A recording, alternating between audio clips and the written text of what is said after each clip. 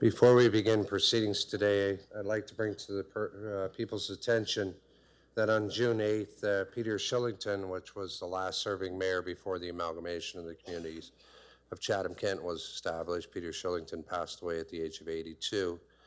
His visitations will be on June 21st at Glad Tidings Church, and with services to follow on the 22nd on the Friday at Glad Tidings Church. I would ask that we just give a moment of silence to reflect and pay our respects to the Shillington family for their loss over the weekend. I'd ask you to bow your heads, please.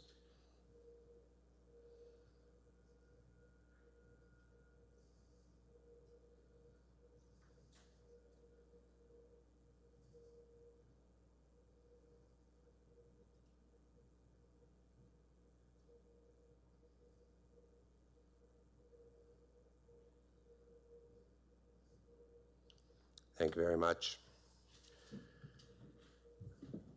Items on the agenda deal with the approval of supplementary, and I believe there's no supplementary this evening. I move to disclosure of pecuniary interest, direct or indirect, or general nature thereof, the items before council tonight. Is there any? And seeing none. Our next item on the agenda deals with recognition of the Ontario Age-Friendly Community Recognition Award. Kathleen Noller. Kathy?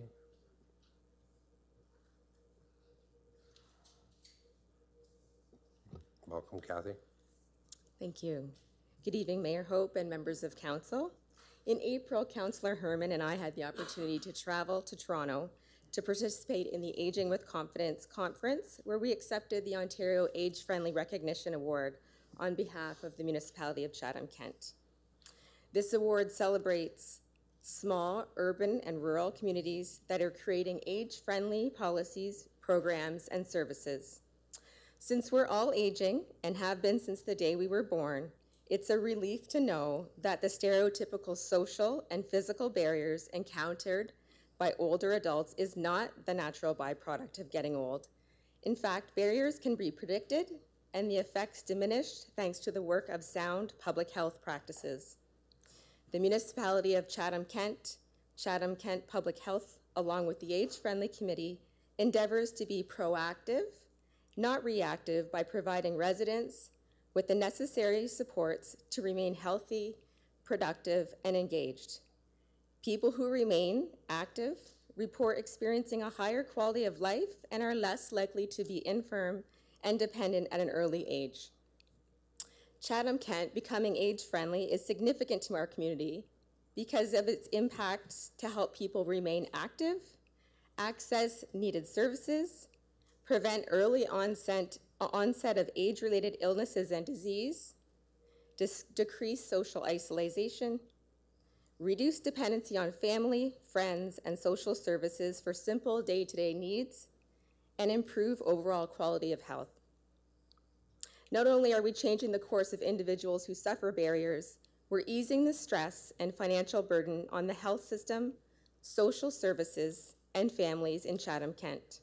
It was an honor to accept this award from the Ministry of Senior Affairs on behalf of the municipality of Chatham-Kent. If I could have Councillor Herman and Mayor Hope come on up.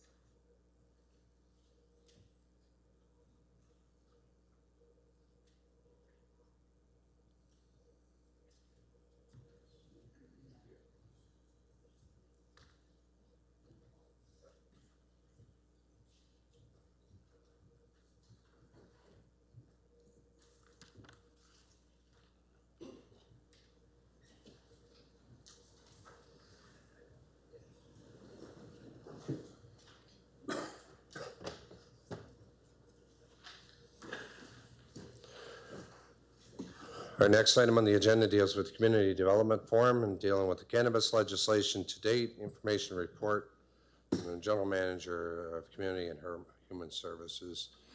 I'll move now to the Community Forum.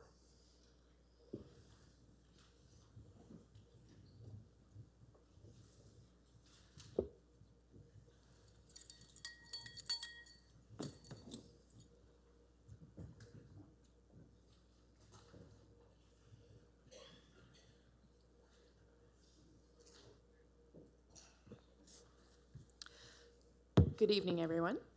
Thank you very much for having me. My name is Melanie Masterson, and if I can keep the mic going, I had a few technical difficulties earlier. So we have a very full agenda, so I won't take up too much time, but I'll introduce our speakers. We have April Rydick, General Manager of Community Human Services, Bruce McCallum,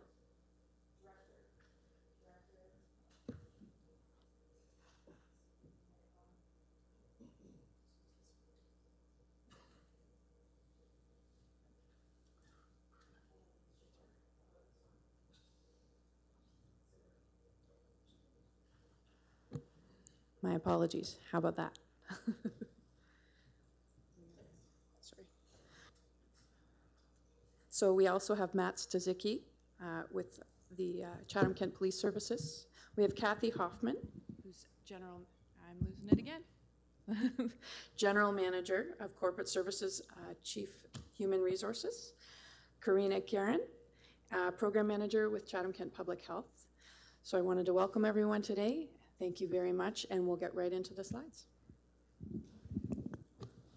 Thanks, Melanie.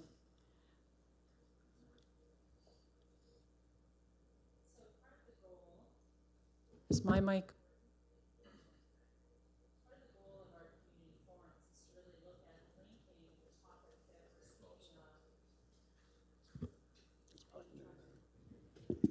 Wow.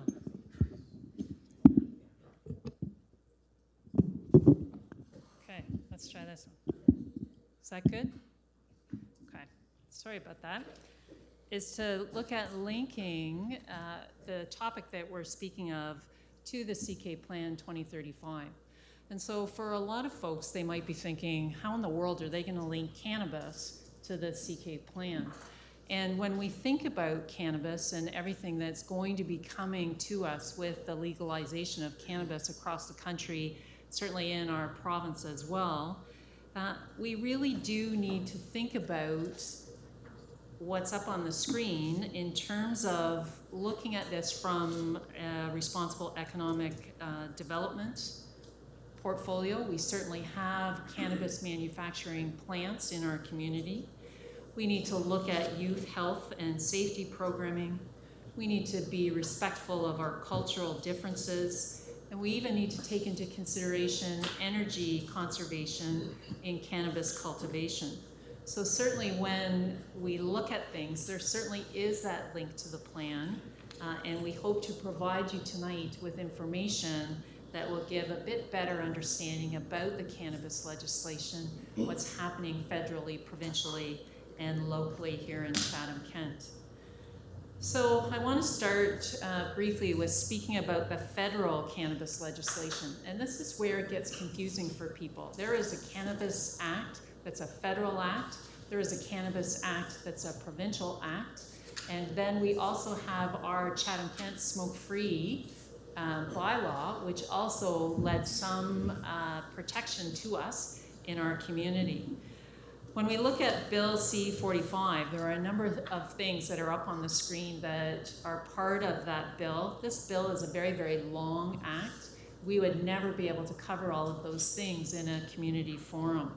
What's also interesting is a number of things are going back and forth about this bill. So last week on Thursday, the bill passed its third reading in the Senate.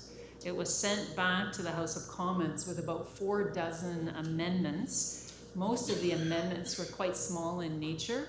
There were a few of them, though, that were significant. So one of the amendments coming is that they will allow provinces to prohibit home cultivation of cannabis. And we're going to talk a bit more about that as we move through the night. They will, one of the amendments proposed is to also have more stringent restrictions on advertising by cannabis companies, so there'll be no cannabis swag, so to speak of, floating around in our communities. They will prohibit the sharing of cannabis with a minor that is 2 years younger than the person who's doing the sharing. And one of the amendments that's proposed is to allow parents to share their cannabis with their children. So that's a very interesting amendment that we certainly have some concerns about in terms of some of our youth programming. It will now be up to the House of Commons to accept or tweak some of the Senate recommendations and then send it back for further reading and see where they go from there. As the law is right now, we are allowed or will be allowed to possess up to 30 grams of dried cannabis. We'll be allowed to share up to 30 grams. We will be able to purchase cannabis and cannabis oil from provincially licensed retailers, and we will be able to grow up to 4 cannabis plants per residence for personal use, and eventually be able to make cannabis products such as food and drink. When we look at the actual Ontario cannabis legislation, there are a number of acts on the screen there that come into play that all bring information about cannabis. So it is expected that the Cannabis Act 2017, the provincial one, will come into effect at the same time as the federal legislation occurs. The overarching properties of the Ontario Cannabis Act really look at protecting youth and young people. They look at community and road safety, and they are really focused on eliminating the illegal market. What is certainly different from the Ontario, or in the Ontario legislation from the federal legislation, is that on the previous slide, the federal legislation talks about the prohibition of cannabis being to those that are 18 or under 18. The actual provincial one is under 19. So Ontario has decided to up that age limit to 19 years of age. And that is on the screen as we have it up there right now. Changes to the Smoke-Free Ontario Act actually cover the use of medical cannabis, and the regulations for those are already completed and come into effect on July 1st. So the Cannabis Act will deal with recreational cannabis. The Smoke-Free Ontario Act will deal with medical cannabis, and those things will be treated very, very differently.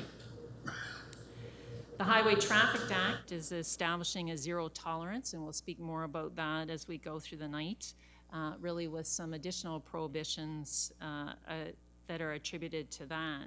And then finally, the Ontario Cannabis Retail Corporation Act, 2017, will allow for the distribution and selling of recreational cannabis throughout the province of Ontario.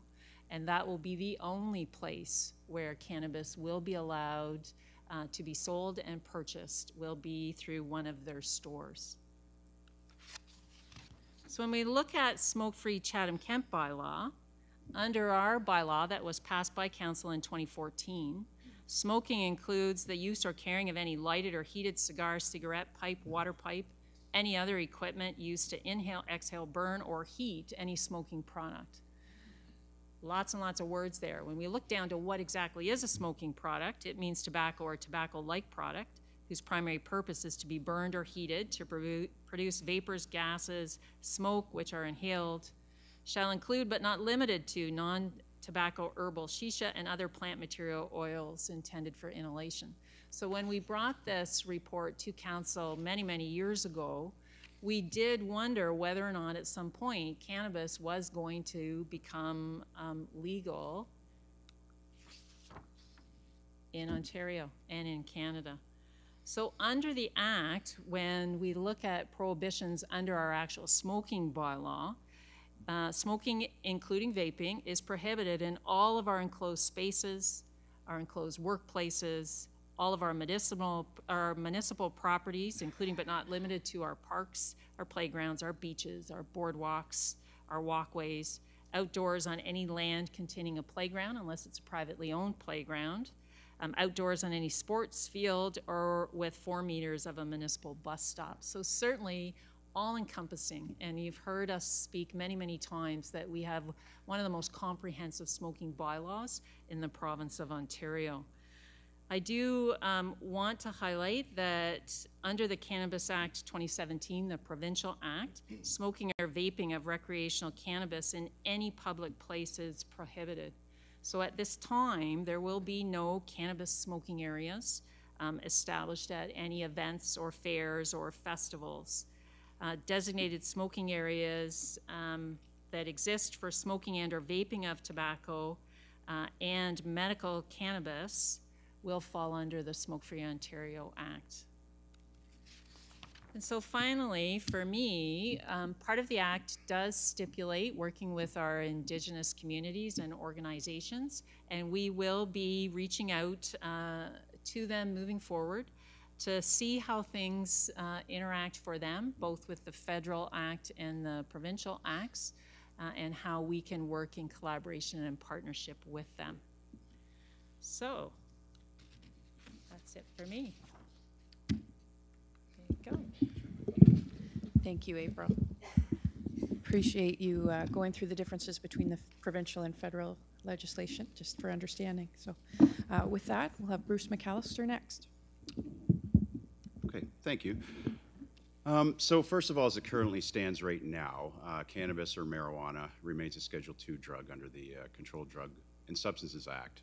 Unless otherwise regulated for production and distribution for medical purpose, it is subject to offenses under the Act. So possessing or selling cannabis for non-medical purposes is still illegal everywhere in Canada. Insert acronyms here. CBD and THC are both naturally occurring compounds found in the cannabis plants. So CBD does not have intoxicating effects like THC. Many types of prescribed medical cannabis have the THC compound removed. So from a land use perspective, when the federal government first introduced the marijuana for medical purposes regulation in June of 2013, it was an attempt to provide a single source of commercially licensed production in quality controlled medical marijuana, with the intent of eliminating residential grow ops. So when that happened in 2013, the municipality did undertake a detailed review on this subject at the time and established official plan policies and zoning regulations for production facilities. The framework was subsequently used by a number of other municipalities. They actually called the municipality to see what we did at the time and adopted similar policies for marijuana production facilities. So those production facilities are permitted in areas that are designated employment or industrial, agricultural areas, and rural industrial areas, but subject to a zoning change on each application. So each one of these does come before council. There's a number of criteria that are reviewed at the time, such as consultation with police and fire, if they're in an agricultural area that they have, they're within 100 meters of a major road, arterial or collector road, so they're not, tucked back on a gravel road somewhere. Access to servicing, et cetera. Those are all the things that are considered when we do this. And then there's zoning setbacks as well. So within the urban area, you have to be 75 meters from a residential, institutional, or open space zone. And in an agricultural zone, it's 100 meters setback from the facility. So there was a slight change in 2016 again. The federal legislation that I just spoke of, the MMPR, was amended again based on a Supreme Court decision, and they replaced it with what they call the ACMPR regulation. So what that meant is basically the gist of the Supreme Court decision was you couldn't deny one's right to grow their own medical marijuana or designate someone to grow it for you up to a limited restriction. So now there's three options. You can buy it from a commercially licensed producer, you can grow your own, or you can designate someone to grow for you. That being said, we still have moved forward with several different licensed production facilities in terms of zoning amendments here. I think we've done 5 or 6 now over the past few years. Along with local land use regulations, Health Canada does have stringent requirements for these producers, which include physical security, quality assurance, odor controls, as that's come up in a number of our applications, security clearance, use of pesticides, water control, and you can't sell. There's no storefront sales in these operations. So going forward, once the new federal regulations are introduced again, we should really be undertaking another review of our policy framework, just because the terminology is going to change again. And there's going to be different types of commercial production licenses that will be introduced as well. So you'll have the same standard cultivation license, but commercial producers will both be recognized to grow for medical purposes and recreational purposes under the same license.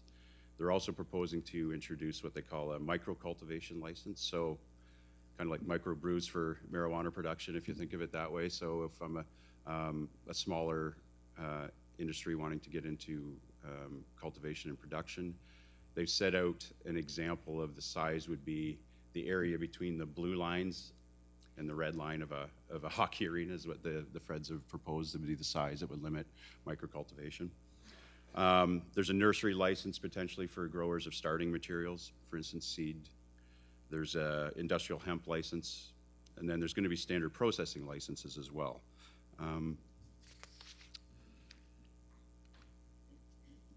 So in terms of retail stores, as it stands today in Ontario, it's proposed that recreational cannabis will be sold exclusively by the Ontario Cannabis Store, or the OCS as it's been branded and marketed. And this will be through a network of dedicated storefronts and an online channel. So they're proposing that approximately 150 standalone OCS stores will be open by the end of 2020, starting with 40 stores in 2018, depending on the timing of when the legislation comes forward, and rising to 80 within the first year. 29 municipalities, including Chatham, were identified for initial stores that would be open before 2018. So these stores will sell cannabis and propose to sell related delivery products as well, but will not serve alcohol. They're standalone stores from the LCBOs. So given the proposed provincial approach to retail distribution at this time, there's not appear to be any value in developing any additional land use regulations for the siting of these stores at this time. So in late 2017, just before the holidays, in early 18, officials from the Ministry of Finance and the LCBO, or the OCRC, met with municipalities that were going to get one of these initial stores. That includes the municipality of Chatham-Kent, to have a discussion about the siting process, what their process was, and to get any feedback from us at the time. Given that they are a Crown corporation, they are not subject to local land use restrictions, but they are using the following guidelines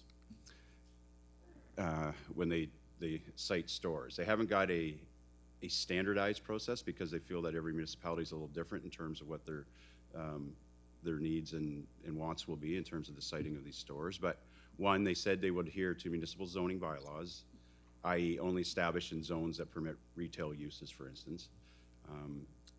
They want equitable access for consumers within the municipalities. Minimize proximity to schools and other sensitive land uses is one of the discussions we've had with them, and they are also talking to the various school boards as well. And then obviously addressing where present illegal storefront activity. So at this point, they haven't made a specific decision on the location of the store, and I think that's all dependent on the legislation coming into play as well. You can give public feedback directly to them at their website, which is listed there. So in terms of responsible economic development, you know, as of May of this year, there's 57 LPs or licensed producers now located in Ontario, which is about 55% of all the LPs in Canada and some of the largest companies in the world. And currently the sector is supporting approximately 1,000 cannabis-related jobs in Ontario, with the potential for creating new high-value jobs in R&D, technology, and manufacturing. We currently here in Chatham-Kent have, as I said, there's several of them that have been approved through zoning. They're working their way through Health Canada's licensing process. We now have one licensed producer that's now operating here in Chatham. And certainly you can see the various skill sets that are required in those jobs. I've talked to others. You can see some spin-off effects and things like testing, laboratory testing, because it's all required for QC on these products.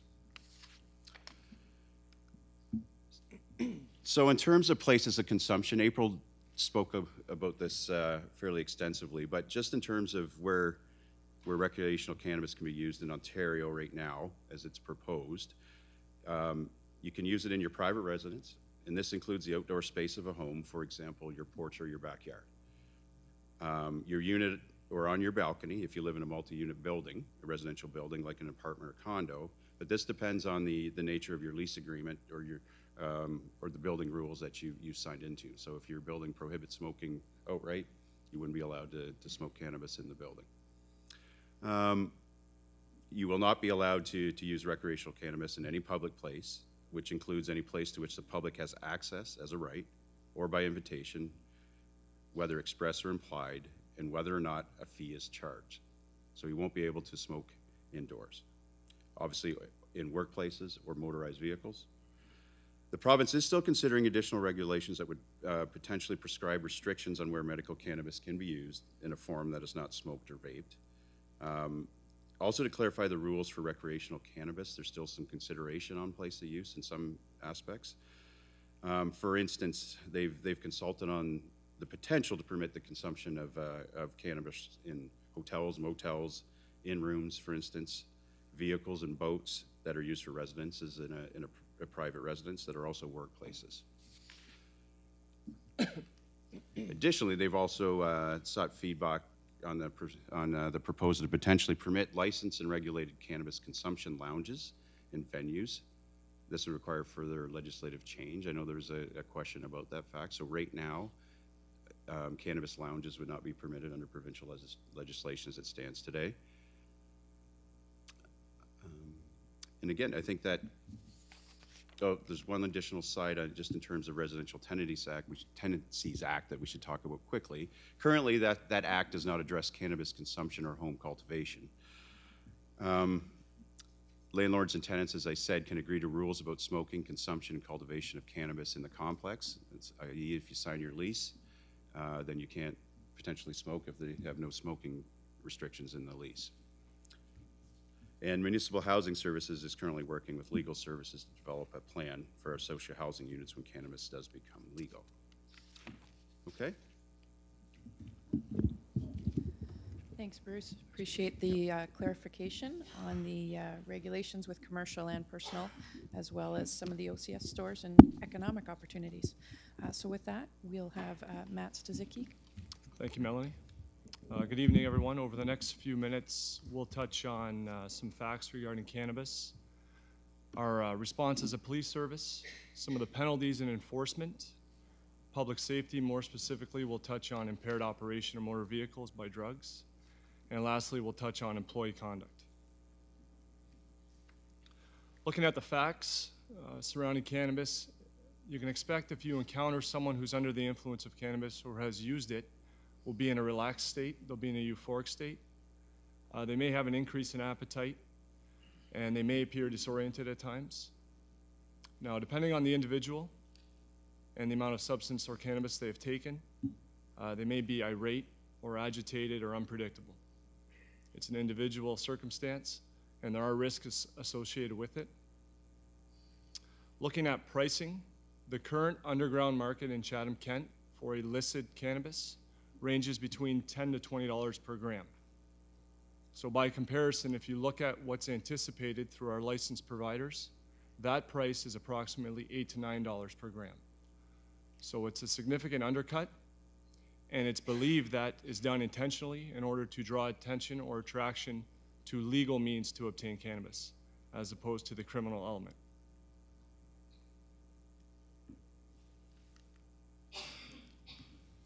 As a police service, we will continue to monitor and enforce any illegal activity with respects to cannabis. So whether it's production, distribution, supplying, or trafficking, we will continue to monitor and enforce that. Additionally, we will work with our community partners and continue with our networks with our neighboring jurisdictions to enforce any criminal elements involving cannabis.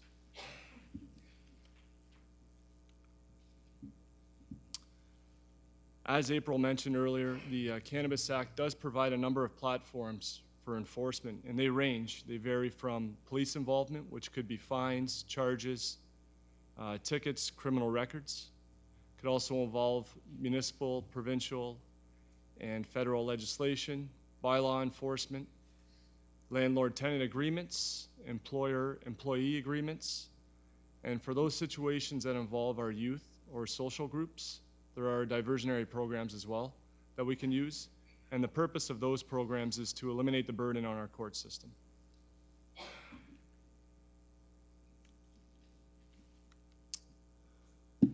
Speaking on anticipated penalties.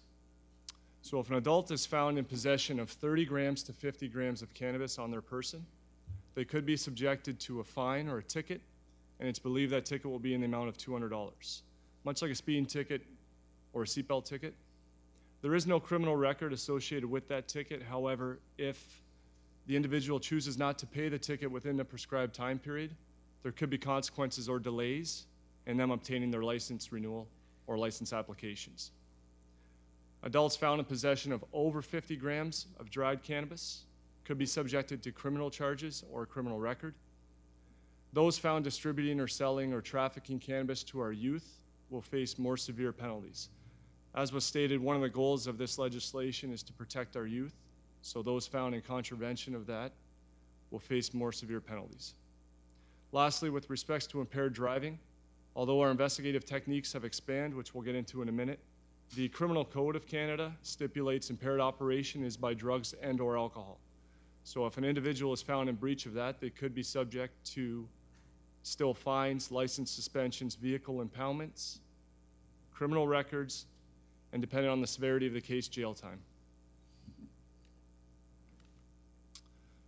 Sorry.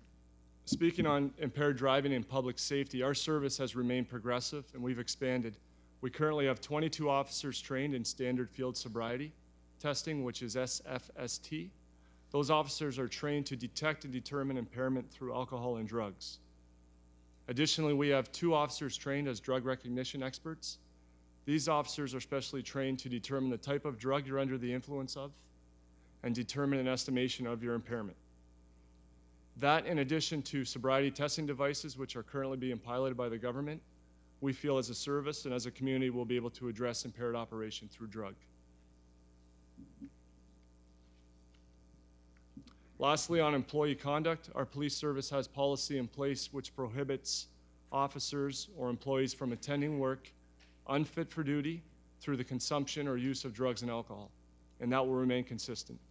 The Police Services Act has the Code of Conduct stipulation, which prevents officers from arriving to work unfit for duty. So if any member is found in breach of those guidelines, they could be subject to an investigation and subsequent penalties. Thank you. Thank you, Matt. I appreciate that. I actually learned quite a bit about the enforcement of the cannabis and also with regards to the youth as well in the community. So with that, Kathy? Great, thank you.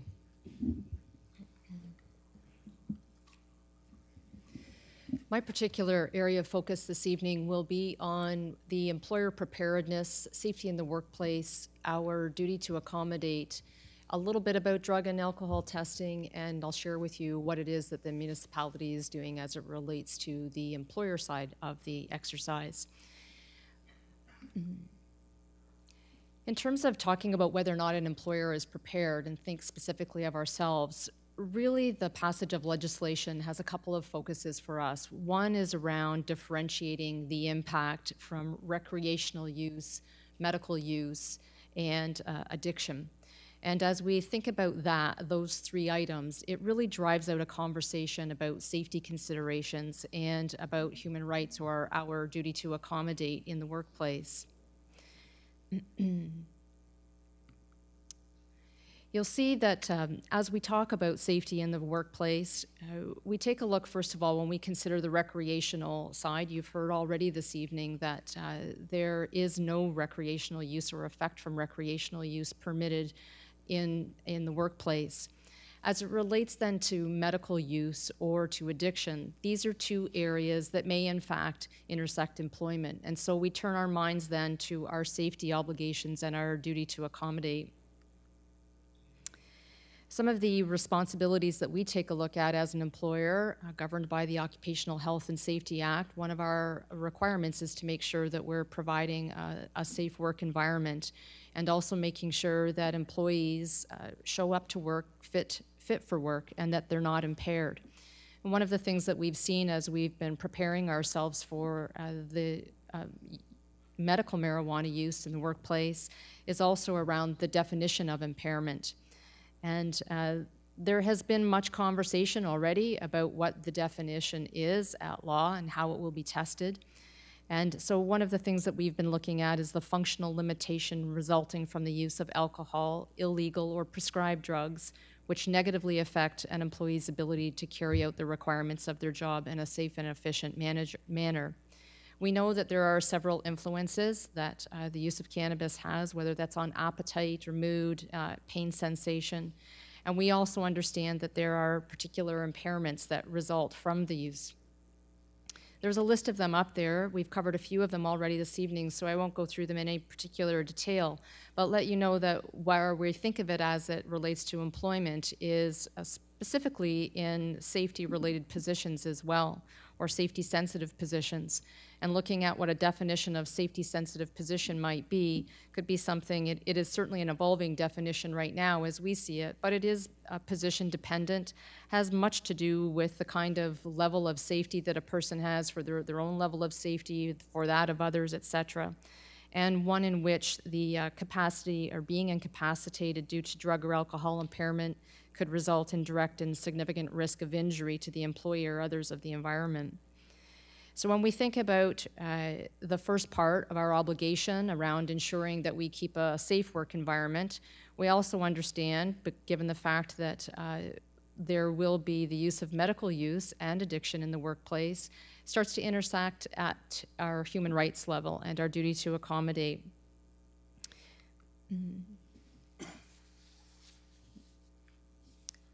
So from a medical recreational perspective, I should say first, if a recreational user is not going to be protected under the human rights law, and we have no duty from an employer perspective to accommodate someone who is recreationally using marijuana or cannabis of some form. We would treat it like an employee who is drinking alcohol at work, which, as you know, we don't permit drinking alcohol at work. You can't come to work under the influence of alcohol. As it relates then, one of the challenges that we anticipate finding is differentiating between a recreational user from that of an addicted user. Sometimes recreational users, when they know that they may be in trouble with their employer, may turn to leaning on whether or not they may have an addiction. Conversely, people with addictions sometimes are very private and personal about that and don't want to share that with their employer. And so this can also be confusing and confounding in terms of figuring out where we must accommodate someone. From a medical authorization perspective, say the person has no addiction, we treat the employee as though they were prescribed painkillers, and we can require medical or medication information to demonstrate things like confirming whether or not they have a disability, consider whether other forms other than cannabis would be an appropriate treatment. And if vague, we can have some additional conversation with the treating physician to find out things including their dosage, frequency, manner of delivery, and whether it will affect their ability to operate machinery or something like that. And if possible, we may need to have an independent medical if that comes up. As it relates to drug addiction, certainly drug addiction is considered a disability, and we would be accommodating employees in an individualized way to the point of undue hardship like any other medical need or disability. And some of the examples of that might include things like tolerance of repeated periods of absenteeism, retraining, and or moving employees to different positions or modifying their schedule. It's not discriminatory to require employees to come forward to disclose an addiction, and employees who have an addiction yet fail to comply with the policy can be terminated, and so these are tricky paths to cross. There's a fair bit of information out there right now with respect to testing. Most of it actually lends itself to talk that there is not good testing available for impairment, only the recent use and likely impairment as it relates to medical marijuana. One of the things that the acts are describing now is the importance to have a policy in place in your workplace to deal with these matters, and it must just It indicates that you must identify and disclose whether or not you're authorized to use medical marijuana. It still is required to have a prescription. You can't use it medicinally without a prescription. Policies need to include things like what the definition of impairment is. We need to make sure that we're training our managers and our health and safety committee members. Things like making sure that we identify that prohibit smoking in the workplace, et cetera, and what the discipline would be if breached. These are some additional items about policies. I've touched on them basically. And what we want to make sure is that the policy is a reminder about an accommodation for disabilities and not providing an excuse for poor performance. And so what are the kinds of things we're doing here at Chatham-Kent? First of all, we remain committed to providing a healthy and safe workplace, making sure that we take the fitness to work approach through the implementation of our new policy. We've recently drafted a new policy called Drugs and Alcohol in the Workplace and a Fitness for Work lens, and we are putting the final touches on that. We've also been reviewing our policies to make sure that they intersect and complement one another and don't act at odds to each other, including our employee code of conduct and our bylaw about the smoke-free Chatham-Kent. Certainly, we've been having open dialogue with employees and continue to plan to do that, training up our supervisors, making sure that we understand what the indicators are relative to identifying if an employee may be using marijuana in the workplace. And finally, exploring costs associated with providing enhanced benefit coverage from employees. We currently do not provide marijuana as an item under our drug plan. They do not have drug identification numbers and so are not recognized under our plan. But I suspect as time moves forward that we will see that as this becomes an effective and more cost-effective use for certain illnesses, that we may see these kinds of things enter into our benefit plans. Thanks, Kathy. I appreciate the clarification, especially regarding recreational and medical use and how it relates to human rights and the employer. So with that, Karina? Thank you, Melanie. So today I'm just going to talk a little bit about what the prevention and harm reduction approach is from a public health perspective. And then I'm going to touch very briefly on some prevention and harm reduction initiatives, just kind of in the interest of time, but I'll briefly speak about those.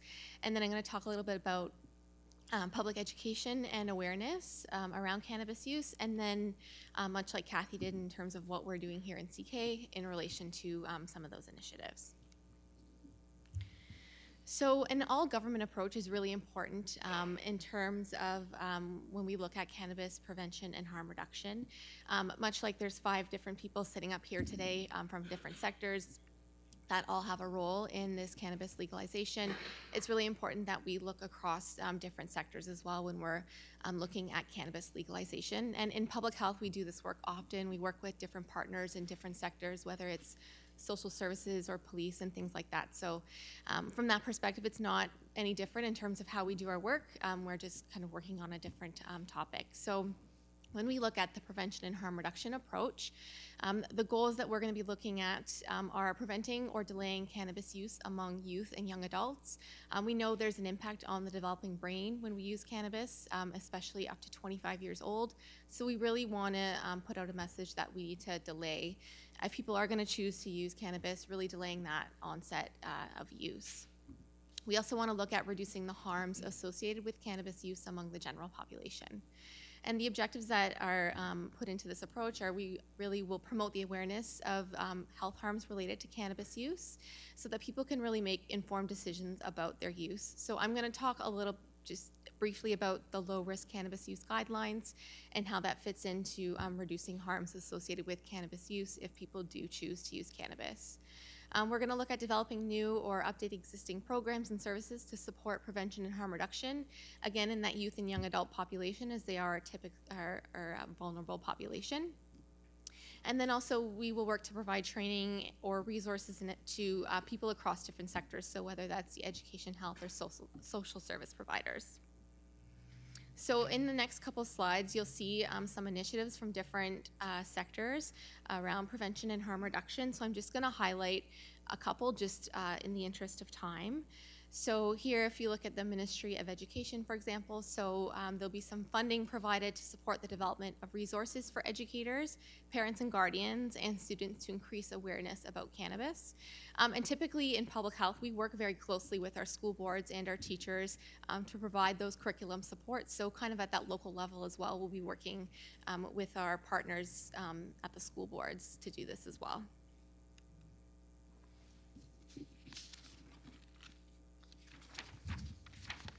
Another example I'm going to point out here is from the Ministry of Advanced Education, Skills and Development. So as I mentioned, that risk in terms of the developing brain doesn't end when you leave high school. It really is up to the age of 25. So it'll be important to engage our post-secondary education sector as well to help reduce the harm and prevent the use of cannabis among youth and young adults.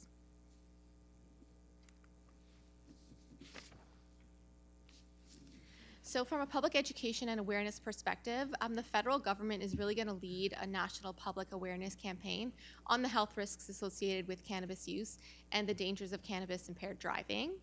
There will also be a federal investment in a public education campaign to protect young people, as I mentioned, that most vulnerable population in terms of use. There's also going to be a campaign that happens on the provincial level, and that will really complement the federal's planned campaign. And locally as well, we would support both the federal and provincial campaigns.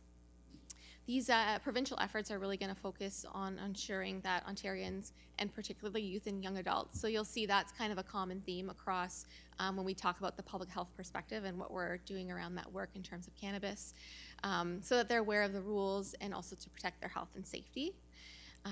And again, those will include things like where recreational cannabis can be consumed and some work around drug-impaired driving as well. So what are we doing here in Chatham-Kent? So I'm going to touch briefly on some of these programs that we already have occurring. So cannabis as a topic isn't new to Chatham-Kent Public Health. We've talked about cannabis in our programs for a long time. It just happens to be now that it will potentially be legal recreationally. So it's not necessarily a brand new program or initiative here in Chatham-Kent. So currently we already support the implementation of the Racing Against Drugs program, and that's where we work with some other partners like fire, EMS, and police, and other community organizations. And this is just an education program for grade 5 students. It's very interactive, where they learn about the harms and risks associated with not just cannabis use, but tobacco and alcohol and other things as well. And it's really meant to educate them at a time where they're not necessarily facing those pressures, but that then they have the skills and things to cope with when they are in those types of situations. I'm gonna just kind of skip ahead. Challenges and Beliefs and Changes program is a very similar program, but it's high school students delivering it to grade 8 students as they transition into high school. Another vulnerable population is our pregnant and breastfeeding women. So our infant and child health team works with pregnant and breastfeeding women to talk about there's really no safe amount when you're pregnant or breastfeeding, and then would help support moms if they need referral to different community services or things like that. I mentioned briefly that we'll work to, if people are choosing to use cannabis, that we really want to communicate that there's a safer way to do that. So there's 10 recommendations in the low-risk cannabis use guidelines. So we will really work to promote how people can choose, if they choose to use it in a more safe manner. Again, we'll work with our provincial and federal counterparts to communicate the details of the regulations prior to implementation, so people are aware of what's coming and they can make informed choices. And then again, as kind of things roll out and we start moving on things, we'll really look at what our local needs are as well related to cannabis use, if that changes once we see the implementation of the regulations, and then how we maybe respond to that at that point. So that's it from me. Okay. Thanks, Karina. Appreciate the prevention and harm reduction initiative covering. And thank you to the entire panel for a very detailed and precise coverage of the topic tonight. So with that, I guess we can open up for questions to council.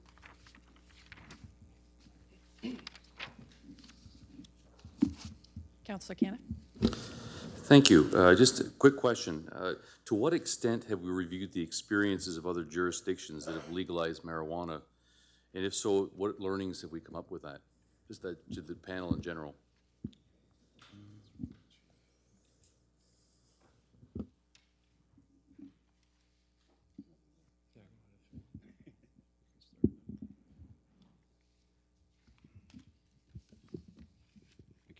Councilor Kent. So from a land use perspective, I've sat through a conference where they had, just in the last couple months, where they had representatives from Colorado, Oregon, the West Coast, and other jurisdictions in the states that have obviously had cannabis legalized for a few years now.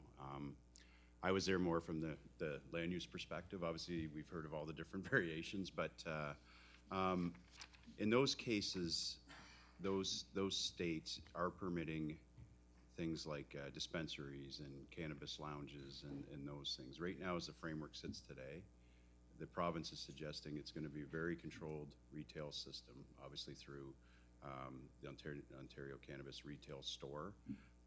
And at this stage of the game, they're not proposing to allow the private sector to operate stores. They are considering consumption lounges in the future. Whether or not, if they are, I have a feeling it will be just for edibles and not for smoking purposes. But I guess we'll see where that goes. But and then from the other perspective, it's just on the production pieces. You know, I've talked to other colleagues. They've, like I suggested in the presentation, they've looked to us for how we've zoned these in policies that we have in place for medical production facilities and how that works as well. Certainly, there's ways to improve on those as we go forward. There's going to be different types of licenses we need to consider as well. So, if anybody has any else to share on. Thank you, Councillor Canna, for the question. Certainly, I think probably the slides Karina showed of all the different ministries, from a health perspective, from a social services perspective, the ministries have been doing all of that background work in looking at what's coming down from the federal law in terms of the Cannabis Act, what's coming provincially, and how those two acts are kind of complementing and intersecting one another. They certainly have done their background work, similar to what's happened around zoning and business from the health perspective of what they've seen. It's my understanding, very similar to policing. I don't know, Matthew, if you're aware of that, but certainly they have looked at what's happened in numerous jurisdictions around crime rates and what's happened as cannabis has been legalized and the leveling off, the rising and leveling off of things. So they have gone and done all of that background work. We've been following all of that, but certainly are, you know, staying on top of it while waiting for our provincial directions as to how to move forward and what those provincial laws will end up looking like once that federal act gets passed.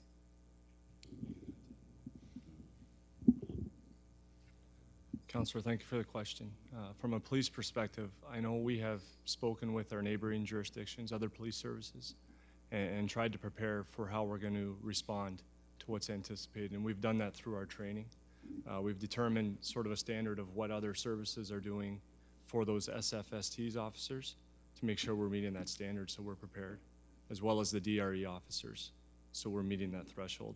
And then it's anticipation in about a year's time, we'll reevaluate to see how we're responding to the needs based on call volume and investigations of that nature. Okay. Councillor Fluker? This leads to perhaps a rather obvious question to Sergeant Stasicki and to Karina. With what you've said, do you foresee an added staff requirement in both police and in health? I could start with the police side of things. I can tell you that our numbers have increased nearly 100% of those trained officers. That being said, if our staffing levels, due to attrition or hiring or whatever the case may be, increase, we'll certainly make that proportionate to how many we train. Currently, we feel the 22 officers we have trained is enough. But again, it's going to depend on the numbers and the call volume in that. But we're certainly prepared for what's about to come, and we'll reevaluate in about a year. Sorry. We'll start with Councillor Pinsno. Oh, I apologize. Sorry. So from a public health perspective, I don't necessarily anticipate that we're going to need all kinds of new staff, but what we're actually moving to at the public health unit is looking at more a public health approach to substance use across our health units, so that it's not necessarily going to be one staff member that's just going to be focused on cannabis, but we're going to look at substance use kind of across our different portfolios and our different teams, and that will weave some of those principles kind of throughout all of the work that we do, from a health promotion perspective, from a prevention perspective, and a harm reduction perspective. So the short answer is no, and that we're looking at a different framework for how we deal with some of that. Okay. All right, Councillor Pinsino. Thank you, Madam Chair. Through to Matt, and I don't even know if it exists, but will we be purchasing equipment that analyzes the amount of drugs in a system, or will it just be strictly the officers' training on impairment? Okay, so currently, as I stated, we have those officers that are trained. Yep. So that'll be one avenue. The government, Public Safety Canada, is testing, they're piloting a device. It's a roadside device that's an oral fluid device that'll measure the amount of cannabis or other drug that's in your system and assist with that impairment charge or that investigation. So that'll be another avenue that we can use. It has not been passed for us to use operationally yet, but it's anticipating that'll be there. Much like a roadside device is for alcohol, that's what we anticipate having in addition to our testing officers. So the reality of that, another year or two before that's really fully implemented? I wouldn't be able to tell you. I'd imagine it'd be past the summer at least, fall, closer to the end of the year. That's what we're anticipating. All right, thank you. Thank you. Councillor Thompson. Thank you very much. This has been a great overview of the work that's gone into developing a strategy to deal with both the benefits and drawbacks. And it is clearly an issue that's been discussed quite a bit and has been discussed at the Chatham-Kent Community Leaders Cabinet. One thing I was curious about, though, since it is clearly a multidisciplinary discussion, is the education portion. What are the plans to educate the public going down the line as these things roll out? And that's basically to all four of the individuals here.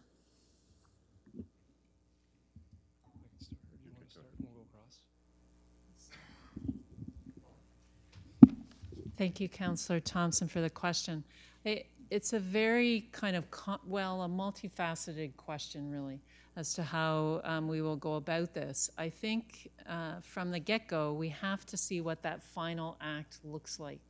And so certainly, Bruce can speak to this with the Ontario cannabis stores, they have engaged directly, the government has come down and engaged directly with the school boards in terms of looking at some educational components to that. Karina can speak to any of the education that they will do within the school boards in partnership with them, both at that kind of primary, kind of high school, and then post-secondary as well, and the work that they will do. Certainly as we get ready and look at some of the cannabis safe use guidelines, we will really be following both the federal and provincial education and promotional campaign initiatives that they will be launching. And then we will go from there to put that Chatham-Kent kind of twist on it to make sure it's meeting the needs locally. See if anyone else has anything to add.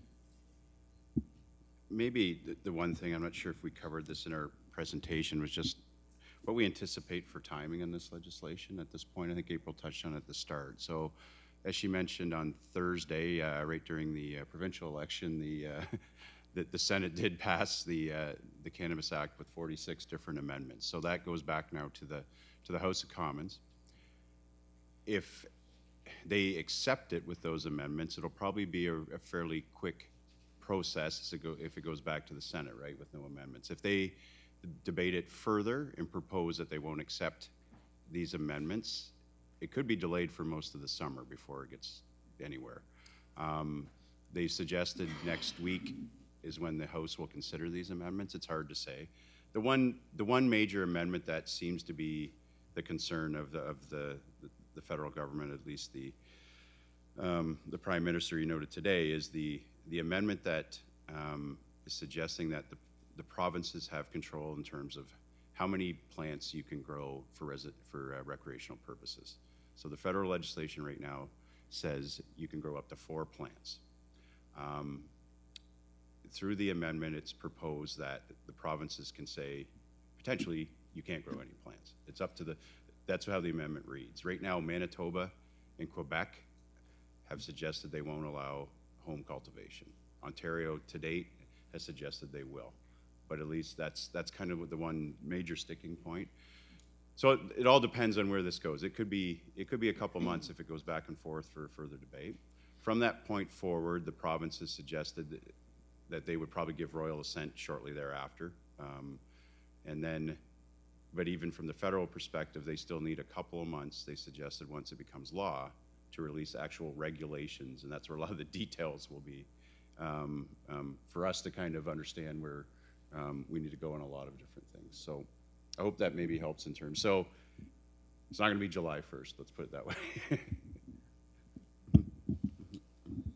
Councillor, with respects to policing, our vision of partnering with the community to establish that mission statement of safety. So we'll continue partnering with the community, and that's through the education in the school systems. We have a youth officer. He'll continue to be involved in raising awareness that way.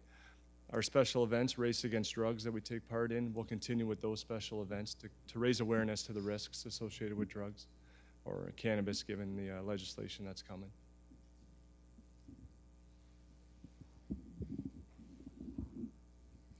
Councillor Thompson, I believe I covered it as well in my part of the presentation, but with the finalization of our workplace policy, we'll then dictate the rollout of training inside of the organization, and we'll be doing that over the course of the next couple of months. And certainly from a public health perspective, I mentioned Racing Against Drugs in the CBC program, but we also are very open to, we meet with schools and individual schools, and we also have regular meetings with our school board. And at those meetings, we're really able to identify issues that may come up and identify needs at those specific schools or across the school board, probably in this case, and then work with them to develop a strategy from there. They have mental health leads in both of our school boards that we would likely work closely with, given kind of the link between mental health and cannabis use as well, and then continue some of our current programming as well. Councillor Otier. Thank you. So it looks like the federal are taking part of some of the laws, and then the province is doing some. And it looks like most of Chatham-Kent are kind of like the smoking laws, just adding on to them as well. And it looks like the police are going to be taking care of all of that. But have we heard anything on finance, any money coming down from the federal government for policing, for public health, for education programs? And I'm not sure if anybody has the answer or not, but.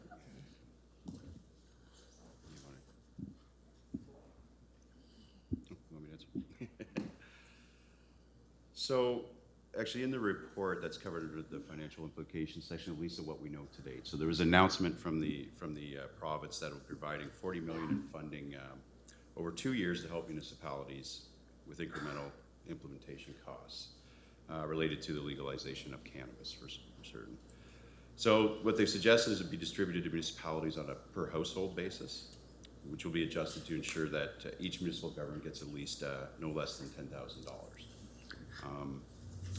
Now, what they've suggested, if the province's portion of the revenue from the federal excise duty on recreational cannabis for the first 2 years of legalization exceeds $100 million, the province will provide municipal governments with 50% of the surplus. The government will distribute half of that funding as soon as possible. So that $40 million is for Ontario alone. Okay. Thank you. Councillor Solomon. Thank you. When I raised this issue a couple months ago by bringing a motion before council, the reason I did it was I thought it was necessary and prudent to develop municipal policies well in advance of the implementation date, which at that time was going to be July 1st, because I thought we should be ready for the big changes that were going to come. And from tonight I can see that others are now aware, and this is a great first step. I want to compliment staff and the panel on doing such a good job. And we've heard some general things tonight, and I know from time to time, from what we've heard, there's going to be policies that are going to have to be implemented in each department. And so I look forward to seen different department heads, maybe others, people who are here, come forward with those policies to the policy makers who sit around this horseshoe with your recommendations on where you see different detailed policy implementations as may be required by the changing in the legislation. It was I think it's enlightening for people hopefully at home to hear this tonight, certainly the people in the room here and those around the horseshoe. But this is a good beginning. There'll be specifics that are going to fall out of the legislation when we don't know yet. Of course, when the implementation will be, we don't know what the House of Commons will do with the Senate recommendations, and we don't know much about how the province may be involved, because they could still challenge the legislation to say that they have some control over how many plants there are if that becomes a federal provincial fight also. So the story's unfolding, I guess is the best way to say it, and I think this tonight is a good first step for us as a community, but a lot can still go on, a lot can change. We're not at the stage of Colorado yet where there's edible shops, and that'll all change. And I'm sure it'll be an evolving process, and it's great to hear that people are attuned to it in our staff at Chatham-Kent. Thank you. Councillor Herman? Thank you. Thank you to the panel. My question is, of course, about the older adult in Chatham-Kent. And when I think about some of the institutions, for one thing, as well as all of our senior centers, there's 11 senior centers in all of Chatham-Kent. So my question basically, when I think about all this, is they have all these people that are coming into their facilities and using them in trying to get active and keep in touch with people, and so many different reasons that they come. However, there's a staff, or there's a coordinator, or there's a board, and then there's their fellow members that, should someone be taking cannabis, and all of a sudden it may affect the medications that they're already on, I would wonder how we would be able to, the education process for that is what I would wonder, how we would work with them as senior centers have maybe more people at an older adult stage starting something, trying something for the first time in their lives, and it could have negative impact, as I said, to the existing medications that they're taking. Where would we fit all this? I mean, it's very important to address the needs of our young, but also there could be so many ramifications of an older adult starting this process. Where do we go from there? That's a big question, I know, and that's probably something a lot of us don't always think about, but maybe it's something on the radar and the next steps that we can brainstorm and go and figure out how we may address those challenges. Thank you, April. So I think I will start. That's a detailed question, and so I'm going to deal first, Councillor Herman, with the long-term care homes. So within the Act, as it stands today, there can be exemptions for long-term care homes to provide, and we're not sure exactly what that looks like yet, but some type of designated smoking area for residents because that's their home. And under the Act, the place where cannabis use is permitted is in somebody's home, in their personal space.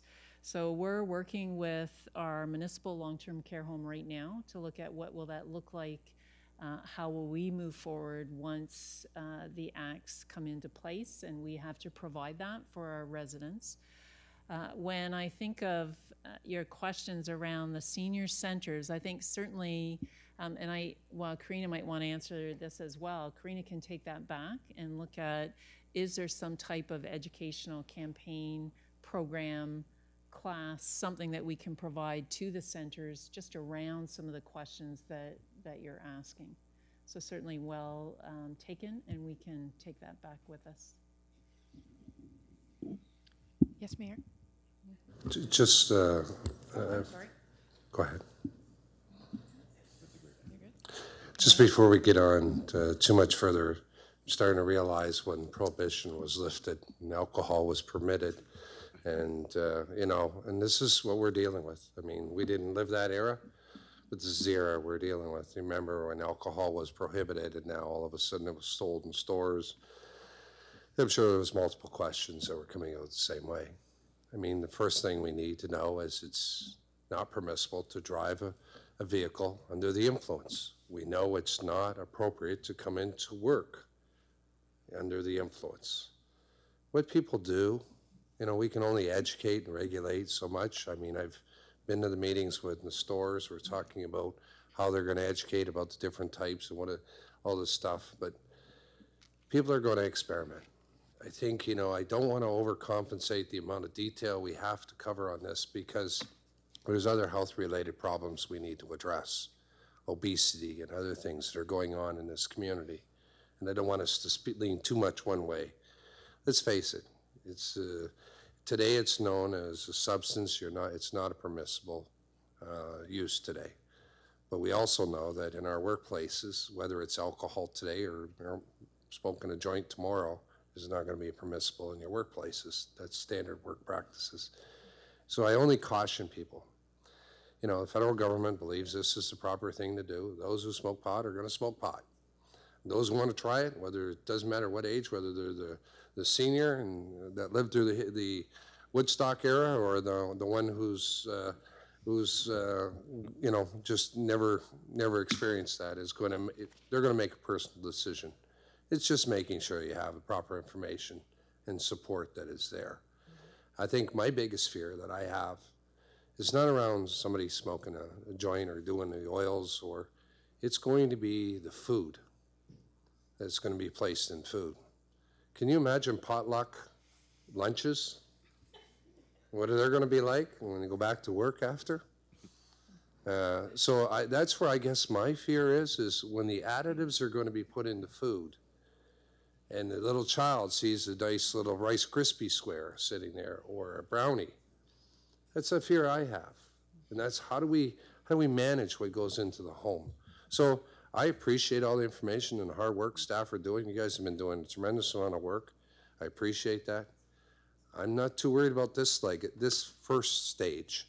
It's that second stage, because they should know it's against the law to drive a vehicle under the influence. They should know it's wrong to go into work under the influence. What you do in your recreational time, hey, so be it. My biggest fear is that next stage, and Councillor Solomon touched it, is when you get into the edibles, what's it going to do? So I just raised that with everybody. Let's not overdo it. Let's prepare ourselves in the proper way, and I think staff have done that today. Definitely. Thank you, Mayor. Great points.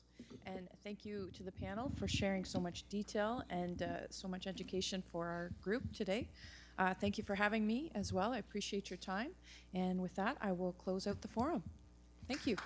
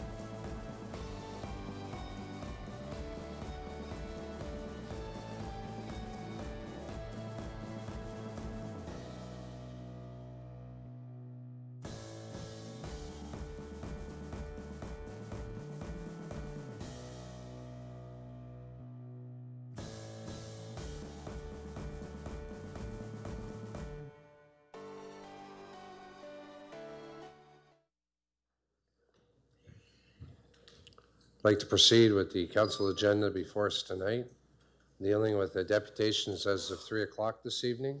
To the clerk. We've received one deputation request, Nancy McDowell, Executive Director of Habitat for Humanity. She's going to be speaking on item 16C.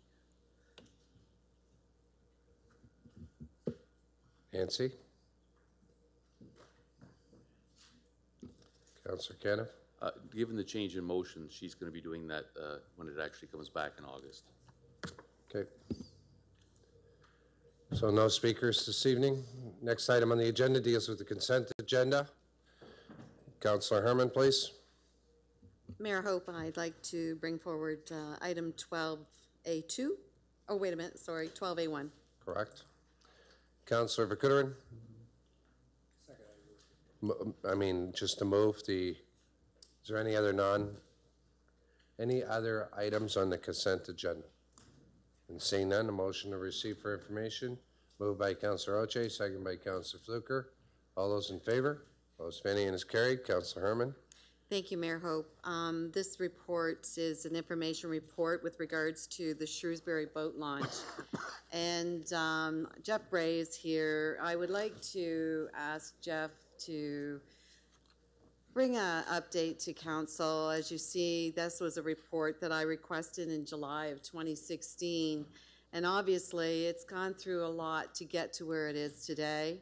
An information report is, I would have liked to have seen a lot more in an earlier timeline, but it was just due to so many circumstances that Jeff can explain to that. So with that being said, can I just have Jeff Bray just do an update and let us know, have you understand what is going on in Shrewsbury and what the needs are for the boat launch to be addressed? Thank you. Jeff. Thank you, Mayor Hope.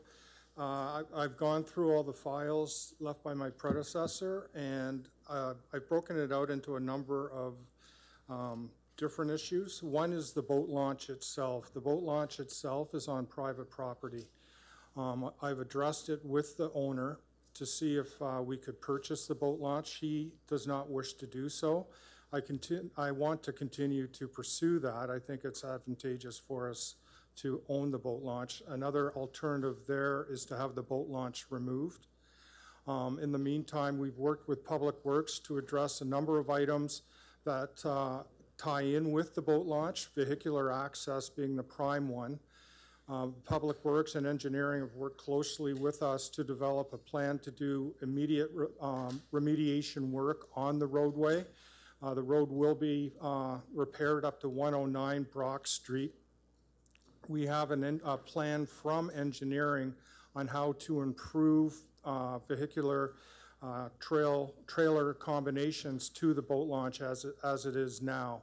It's important because the way they stage to back in, there's a hydro pole that will be removed this year that will improve access. Public Works, we're coordinating that with Public Works to have the pole removed. Public Works has also increased access by filling in. There was a excavation there that was done a number of years ago. That has been filled in now to increase access.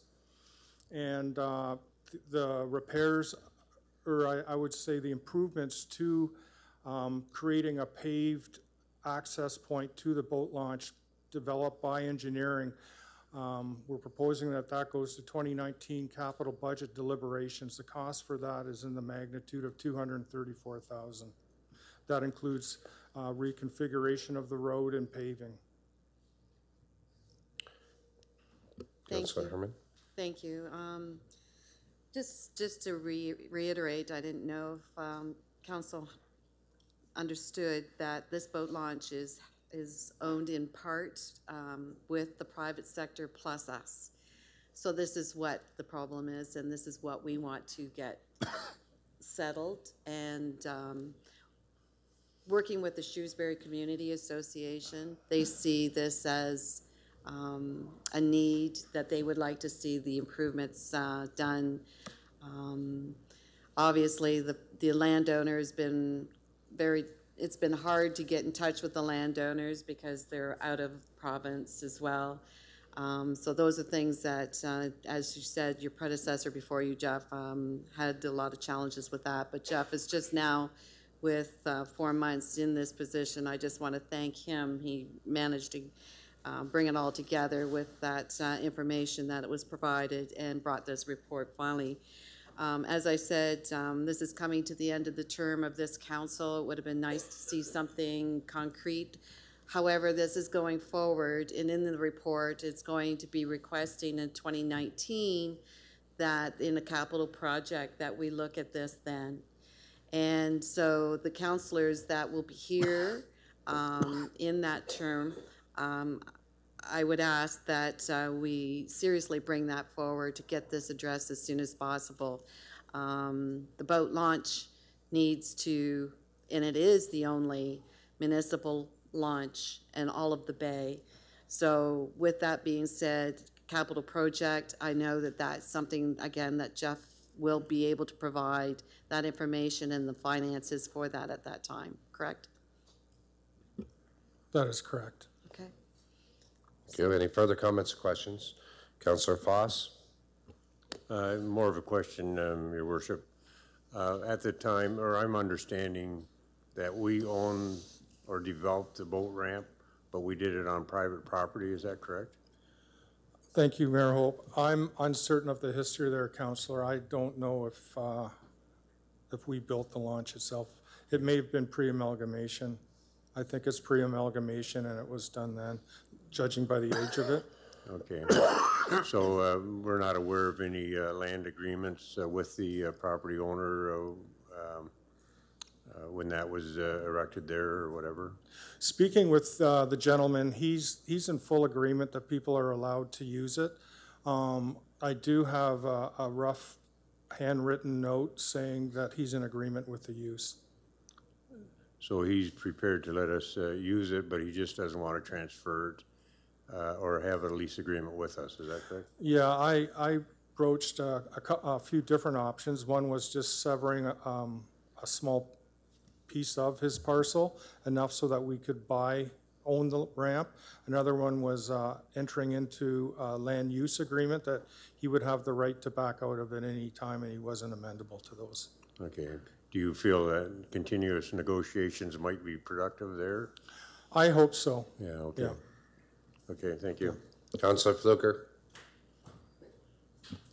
I'm not going to be smart, but if we're going to spend $230,000 on a boat ramp, Your Worship, I hope we can keep it a very deep, dark secret, because the people in Wheatley who have lost their boat ramp to the windstorm, and I've said there's nothing we can do about it, and the people in Tilbury would love to have the road repaired out to Jeanette's Creek. And so I guess I can appreciate where the South Kent councillors are coming from, but I'm quite sure the West Kent and maybe even possibly the East Kent councillors can have the same dilemma, because boat ramps, especially when the fish start biting, are very popular things. But for the rest of the year, are they used? And that is the dilemma we have. But anyway, that's for the next council to deal with, and so be it. Councillor Bondi? Thank you, Mayor Hope. I'd just like to comment, maybe it's more of a question too, Jeff. This seems like a bargain at $230,000, considering the last boat launch in Thames Grove, I think, was like $750,000. So is this a single?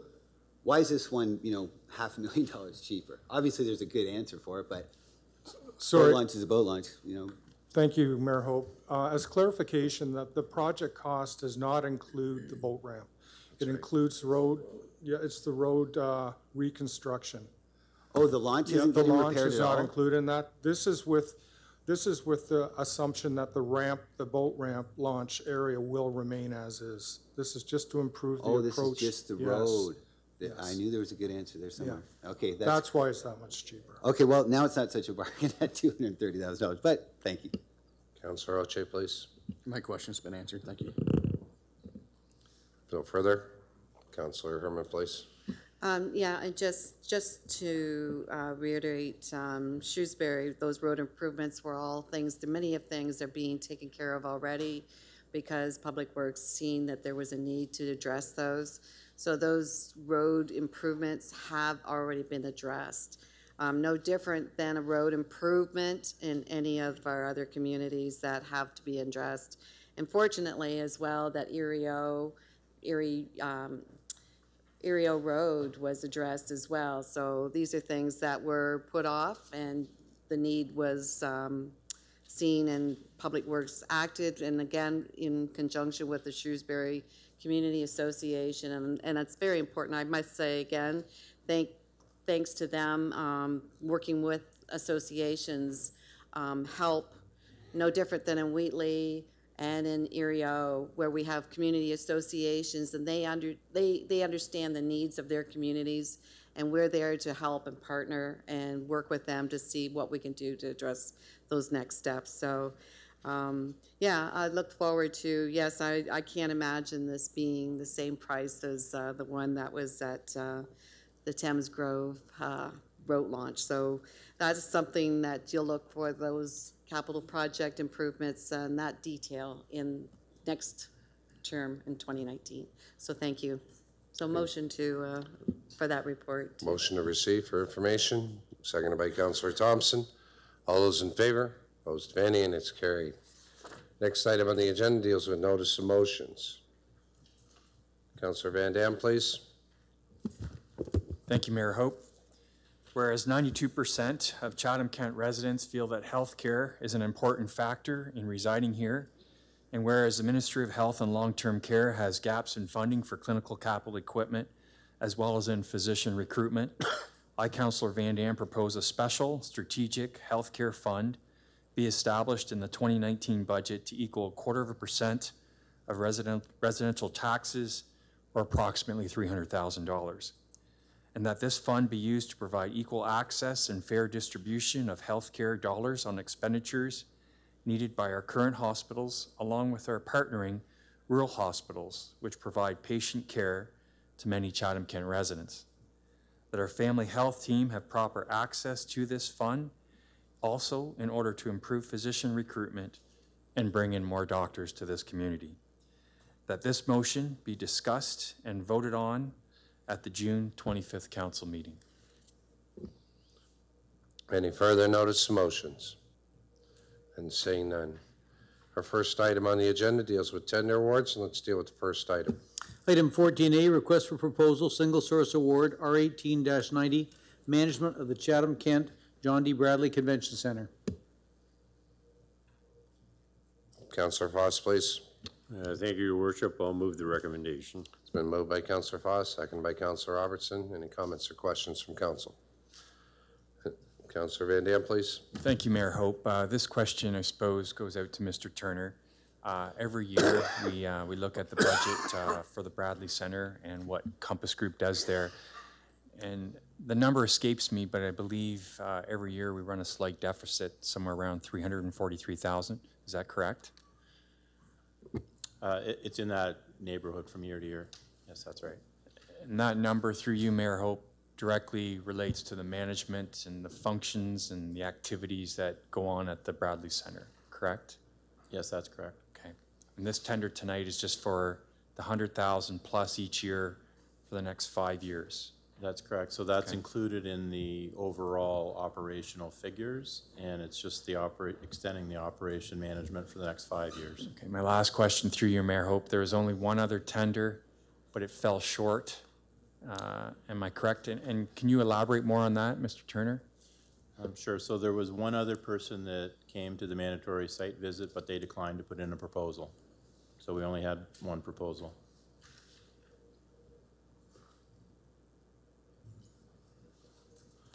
Further comments, questions? And seeing none, I would ask council now to consider the recommendation now before you. I'll turn to the clerk.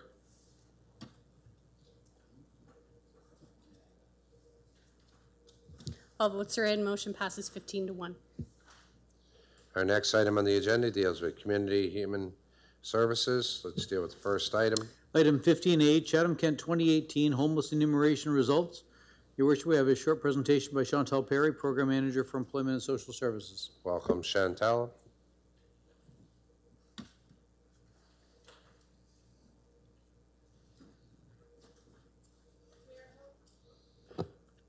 Mayor Hope, members of council, ladies and gentlemen, thank you for having me here tonight, and I'm going to start my presentation with a brief video.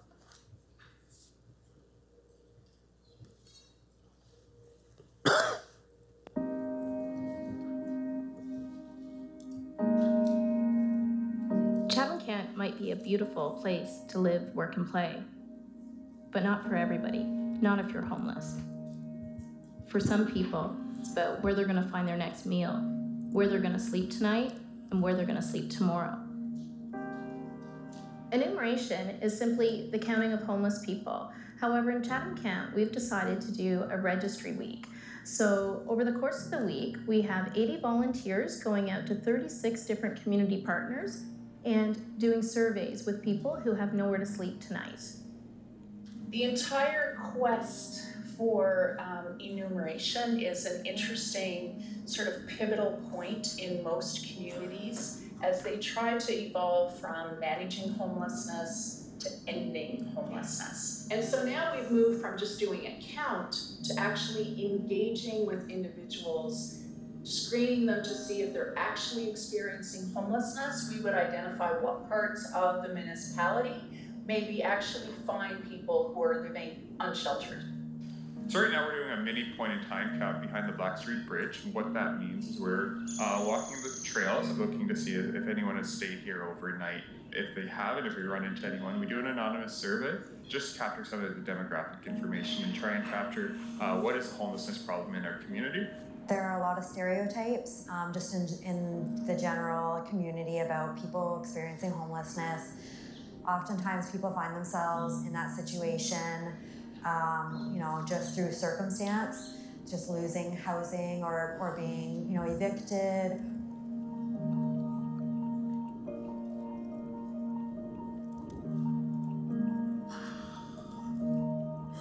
My situation, I had a house fire. I gotta find a new place to live. Right now I'm just staying with a girlfriend. There is a shortage of housing because a lot of people are still living on the streets of Chatham, and they are in need of places to live. So we have lots of volunteers helping us across the municipality. Again, because homelessness is a complex issue, we have to pull in all the partners. What we really hope to get out of this is a list of people who are at risk of being homeless, because what we want to do is actually reach out to them and provide support and find them homes. Homelessness is an issue that every place everywhere faces. I believe we do have more homeless here in the city than the city's even willing to admit. There's a waiting list more than a mile long. There are families with children who have been on that waiting list for some years and are still waiting to get into housing. The more we can do to look into it and address and solve the problem, the better off everybody involved will be. I think it's a journey that we are still on. I think our services are becoming a lot more known in the community. When a client does present in that crisis situation, they're oftentimes surprised at the level of help that we give them. We do have a housing first philosophy in Chatham-Kent, where we're trying to help everybody have a roof over their head that is long-term, that's stable, and that will help them along their path to better health.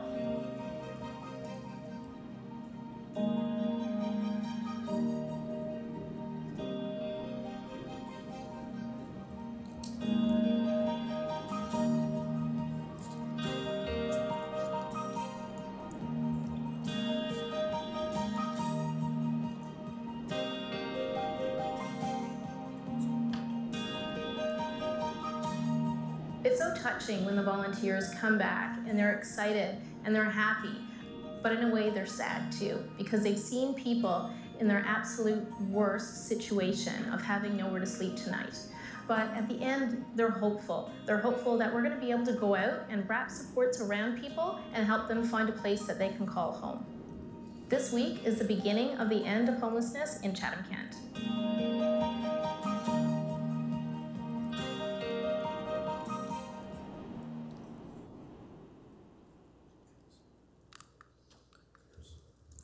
So as a part of Ontario's poverty reduction strategy, the province established a long-term goal to end homelessness by 2025.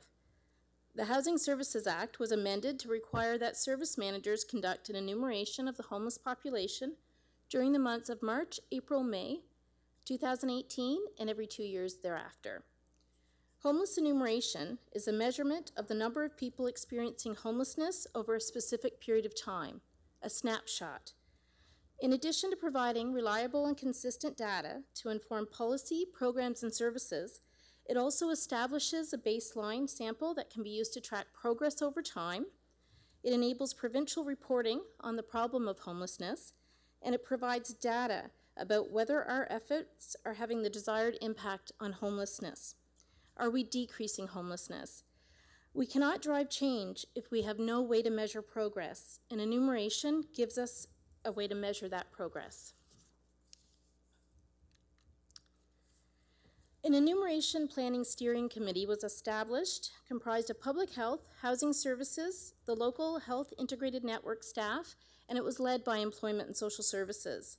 In February, Council approved our participation in the Canadian Alliance Stand to Homelessness 20,000 Homes campaign. The 20,000 Homes campaign is a national movement of communities working together to permanently house 20,000 homeless people by July 2020. And as a participating 20,000 Homes campaign member, Chatham-Kent hosted a registry week from April 9th to April 14th.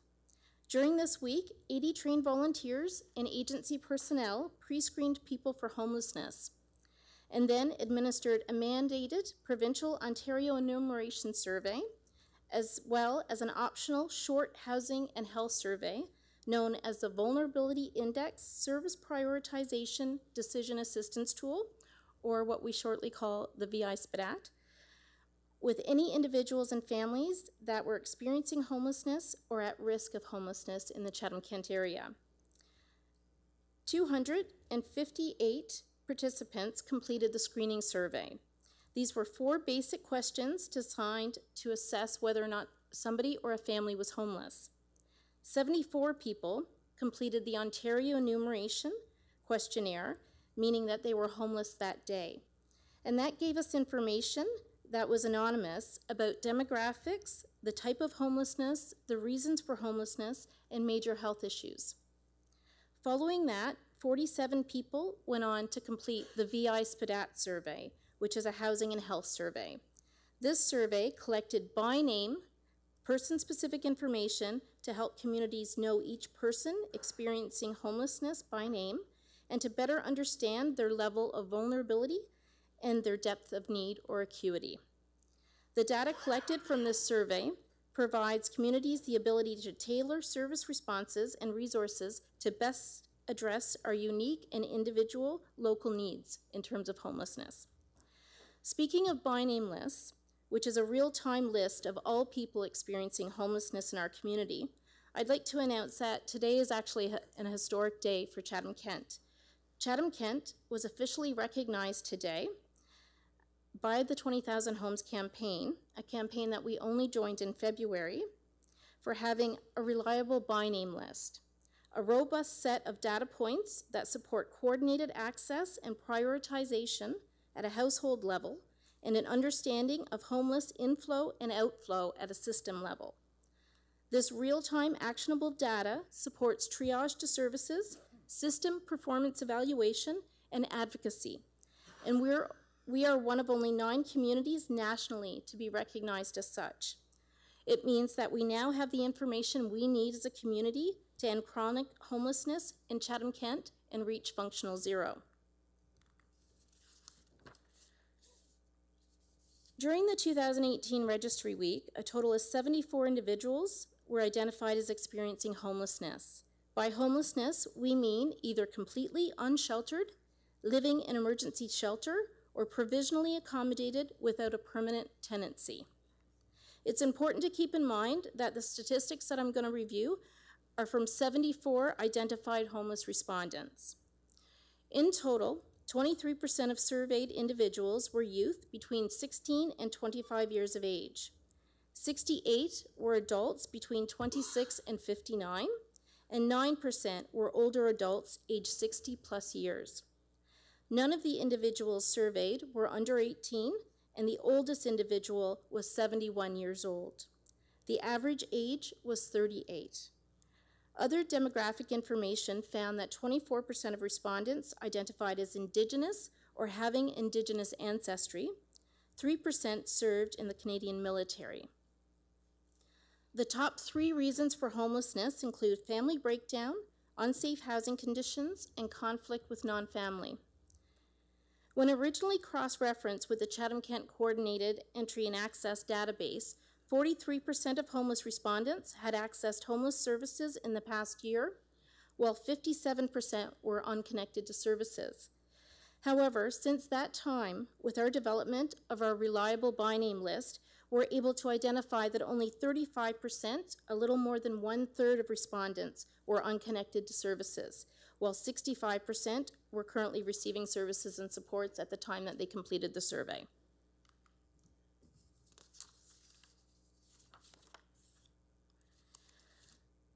%, or 27 of respondents, were experiencing hidden homelessness, which is couch surfing, staying in motels, or staying with family and friends. 49%, or 33 people, stated that they were sheltered and had a temporary place to stay, meaning that they were precariously housed and could lose this accommodation at any time or at any day. And 9%, 6 people, identified staying in an unsheltered location. Examples include outside, in a vehicle, in a tent, or in a makeshift shelter. These statistics indicate that Chatham-Kent and the province of Ontario have been correct in adopting housing first and investing in supportive housing over traditional shelter options. 91% had shelter or were sheltered as hidden homeless, compared with only 6 people that were unsheltered in our community during that time. 42% report being homeless for 6 or more months in the last year, which is a marker for chronic homelessness. And 24% reported being homeless 3 or more times, which is a marker for episodic homelessness. It's interesting to note that 47% of people, 35 people, reported just 1 occurrence of homelessness in the past year. These 35 people often would just need one-time rapid rehousing assistance to become stably housed. The survey tool also includes a series of questions that ask respondents about their use of health services and their interactions with police.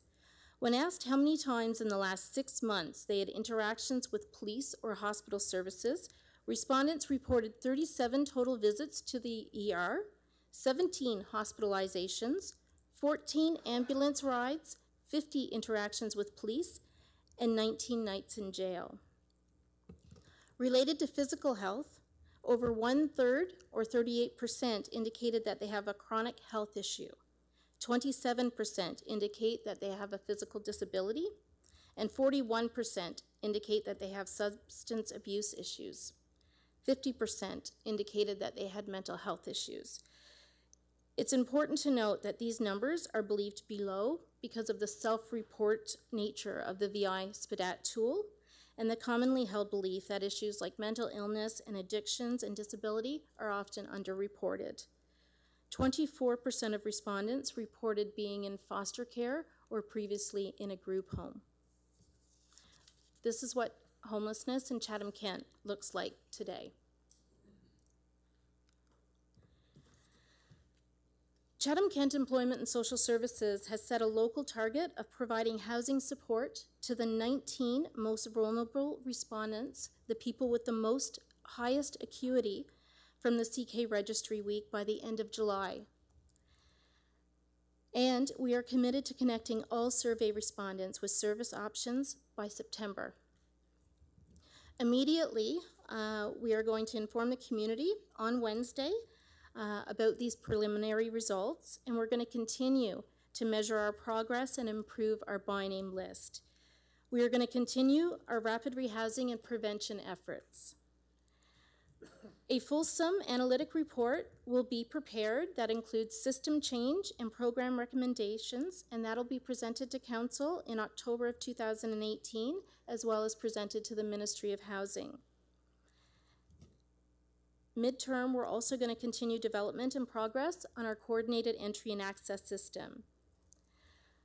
We're going to use the results of enumeration and our registry week to revise and update our housing plan in 2019 for the next 5 years.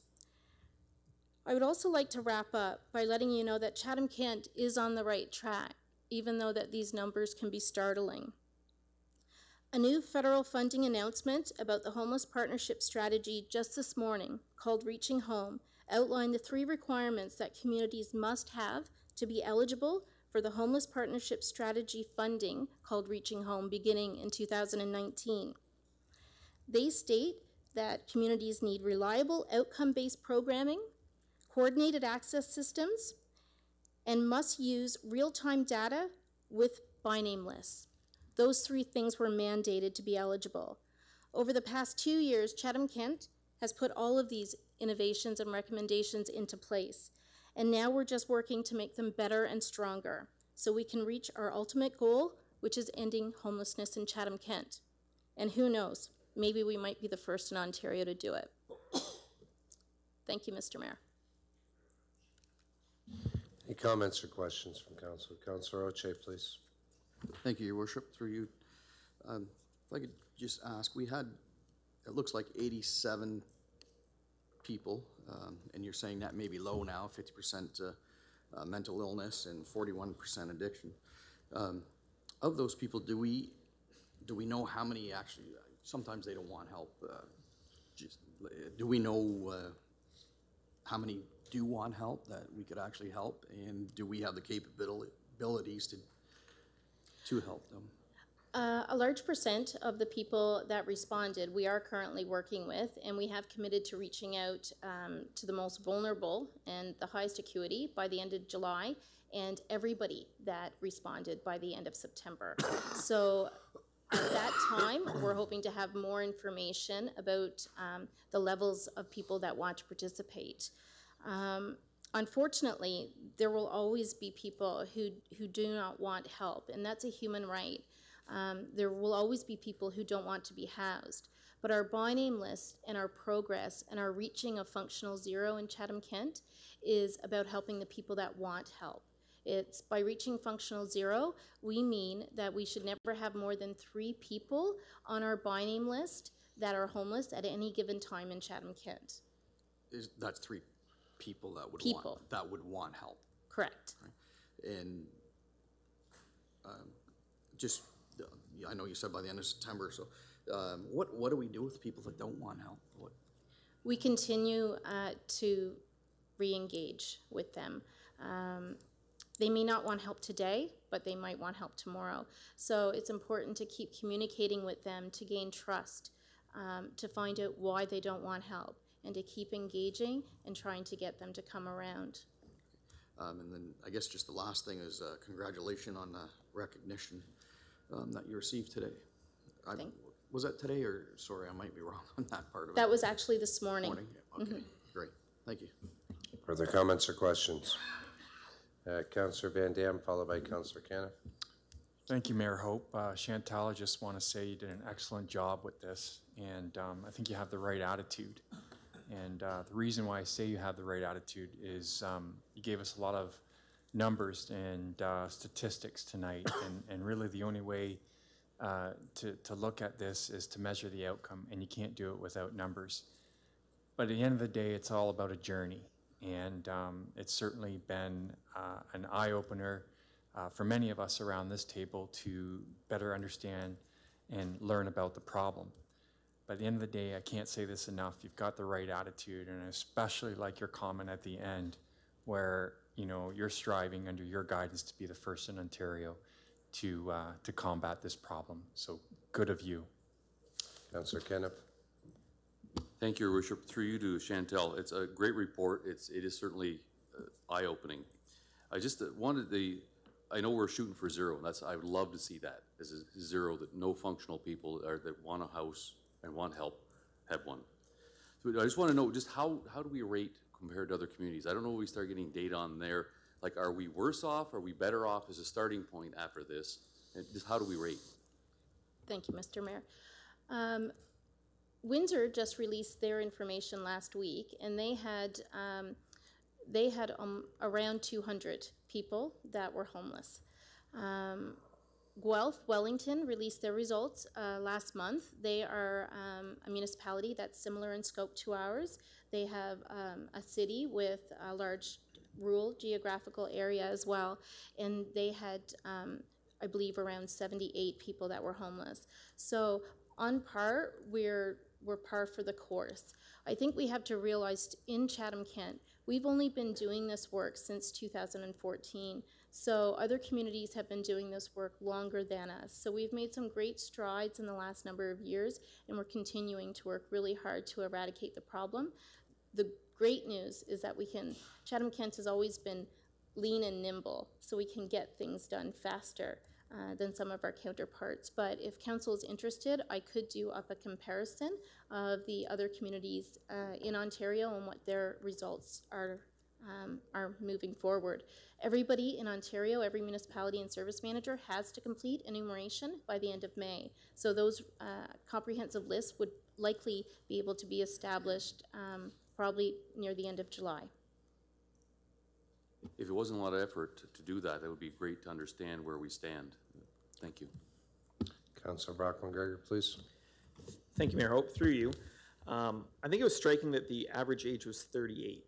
And you mentioned that no one under 18 was surveyed. So were people under 18 who were experiencing homelessness captured in any way in those statistics? Thank you, Mr. Mayor. Thank you for your question, Councillor McGregor. We went out and we surveyed at 38 different locations.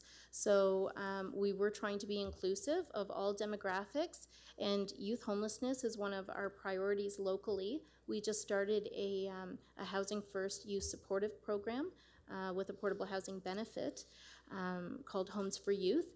So we are actively working to engage and house homeless youth in our community. We did not come into contact during that time frame any youth that were homeless. We did do 2 youth magnet events, one with Access Open Minds in Chatham-Kent, here in the community of Chatham, and we did one in Blenheim as well with the Blenheim Youth Committee, and none of those youth were homeless at that time. All right, and great job. You preempted my next question, which was, if the average age is 38, and I don't think it's a stretch to think that the average age of the general population in Chatham-Kent is older than that it is a youth problem. And I think that engagement in identifying youth that are at risk of becoming homeless is probably one of the strongest areas in getting to that 0 number and making sure that we're preventing that homeless issue before we get there. Thank you. We currently have 35 homeless youth engaged in our Homes for Youth program, and we have over 20 of them housed since the program launched in January. Councilor Herman, please. Yeah, thank you, Chantal. One stat you had there was 24% is unsafe housing. Just was wondering how that works for you and your team, knowing that this is an unsafe home. Is it a property standards discussion, that maybe the committee has looked at that home and determined that it's unsafe, and then how are the steps, I would say, that we come in or your team comes in and assists in this situation? 24% unsafe housing seems high to me, so I maybe you can explain a little bit on that one for me, please. Thank you, Mr. Mayor. Thank you for your question, Councillor Herman. We work really closely with fire and bylaw. So when we're doing community outreach and we're getting calls for people who state that they're precariously housed, they feel that they're in unsafe housing, then we have staff that go out. They don't enter if they feel that it's unsafe. Unsafe housing is a perception as well. So it may feel unsafe to them, however, bylaw may not be able to do enforcement. But we do reach out to bylaw and fire at all times, every time we do get a complaint. We do work with people who feel and have a realistic case that they are in unsafe housing. We do help them find alternative housing. Thank you. Councillor Thompson, please. Thank you very much. Inside the report, there was the one, well, it's 4 stats actually that really jumped out at me. It was the health issues of respondents. And clearly there are going to be people suffering from multiple issues there. But how do we get, I think it's safe to say that the vast majority is either suffering from a physical disability, a chronic medical issue, addiction, or mental health. How are we getting those people the help they need? Thank you, Mr. Mayor. We have recently worked to increase our amount of community outreach. So we now have 3 community relations workers that deal specifically with people that are in receipt of Ontario disability and are low income, working poor, or seniors in our community. So they are out working with people in their homes, and they are getting them connected with healthcare supports and legal supports, housing repair supports, and anything that they might need to become safely housed. Homelessness and poverty go hand in hand, and poverty creates mental health, addiction, and physical health issues, and it's an ongoing cycle. So, you know, we can continue to stably house people using a housing first approach, and we're hoping that safe and suitable housing and stable housing will help mitigate those physical and mental health and addiction issues. Further comments or questions? Councillor Bondi. Thanks, Mayor Hope. Just a quick question, Chantel. The report offers like a snapshot of what homelessness is, and when you say when these people can be identified, they're put into alternative housing, what is that? Just as we don't have a shelter, right? So. Thank you, Mr. Mayor.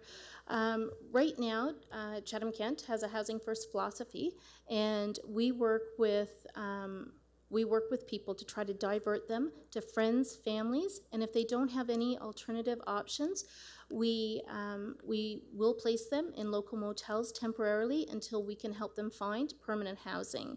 We do work very closely with the domestic violence shelter, the Chatham-Kent Women's Centre, and we also fund a number of beds just for homelessness within that centre. We do want to work in the community and house people as best as we can, as fast as we can. With percentages like 43% high acuity and 42% chronic homelessness, supportive housing is really the only way to end homelessness here in Chatham-Kent. It's where we need to focus our resources and dollars. Shelters outside the VAW sector are often funded based on the numbers of people that are entering rather than exiting. So they don't focus on the provision of immediate permanent housing at all, but instead provide diversion options away from permanent housing. So they're a symptom of homelessness. They're not a cure. Much the same as providing sporadic meals would never cure or end starvation, a person needs wraparound supports that address root causes. And the root cause of homelessness is a lack of housing. So no interest in building a shelter? Provincially, in our Chatham-Kent Housing and Homelessness Plan, we have no mention of supporting or building shelters. And provincially, our funding is tied to a housing first philosophy. So in effect, it would be very difficult for us to support new shelter beds. Most communities in Ontario and across the country and worldwide are actually taking funding away from shelter beds and diverting it into housing first and permanent housing in the form of portable housing benefits. It's much cheaper to do a portable housing benefit and have somebody with permanent housing than pay for a shelter. Great, you're on a great track. Thank you very much. Further comments or questions? Chantal, I just want to say congratulations on getting, first of all, the award, or recognition. Second of all is to you and your team for the hard work and dedication. I mean, it's important information that we need to move forward in order to make sure that a person has a home. The stats you provided today give us an insight, a little bit of an insight as council needs just dealing with some of the issues. I mean, can you imagine how much it costs to house a person in the hospital for the night or for a couple of days, when we can actually mitigate that by providing adequate housing and proper accommodations for food and other things. So there's a way to reduce our healthcare costs for those areas that housing plays a role. I think it's really important that the information you provided today will set a strategy forward. I'm looking forward to the government funding that they'll talk about and see if we can move forward with some more strategy. Because I think we do need, and I was part of the social housing movement before my days in provincial government, is that, you know, we needed more social housing, so geared income levels, and making sure that people had adequate housing and a roof over their heads. So I just want to say that I see this as a team effort, not only yourself, but with others. And I think the team needs to be congratulated for the work and the effort they've put in to making Chatham-Kent a place that they want to call home, to be able to work, live, and play. So on behalf of council, I want to say to you and your staff and the teams, not only that are part of the municipality, congratulations for a job well done today. Thank you, Mr. Mayor. Thank you, council. Thank you. Motion to receive for information. Moved by Councillor Herman, seconded by Councillor Foss. All those in favor? Opposed, pending, and is carried. Next item on the agenda.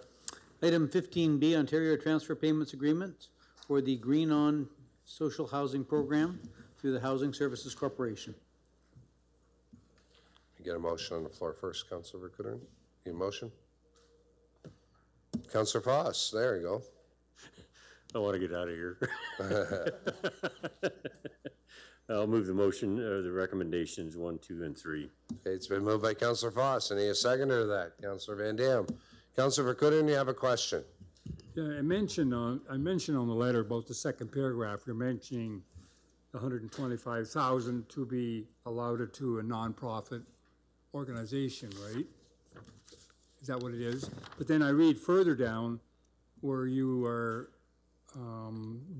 with this motion, you would be applying for the part of the 25 million that's being allotted by the government, right? Is this what that's all about? Is that where you're getting the 125 from? No, we already applied for the grant. Sorry. The government forwarded a grant for 25 million across the province. We already applied, so we took the information from all our different private nonprofit housing providers, of which the 2 that are listed there are under our portfolio. So out of that grant that we applied for, we received 125,000 that we will allot to either one of those properties based on the outcome. So regarding this, this 25 million, that's provincial government. Provincial. So is that going to change because of the election? I don't know right now, sorry. Okay, so you're not counting on it, okay. No, we don't know, okay, thanks. Don't know. I mean, I remember these programs, actually it was Clearview. We actually converted from electric heating to natural gas back in the 90s when we did this program. So it is about energy savings and energy audit. So I remember those years. So, any further comments? Then seeing none, I would ask council now to consider the recommendation now before you.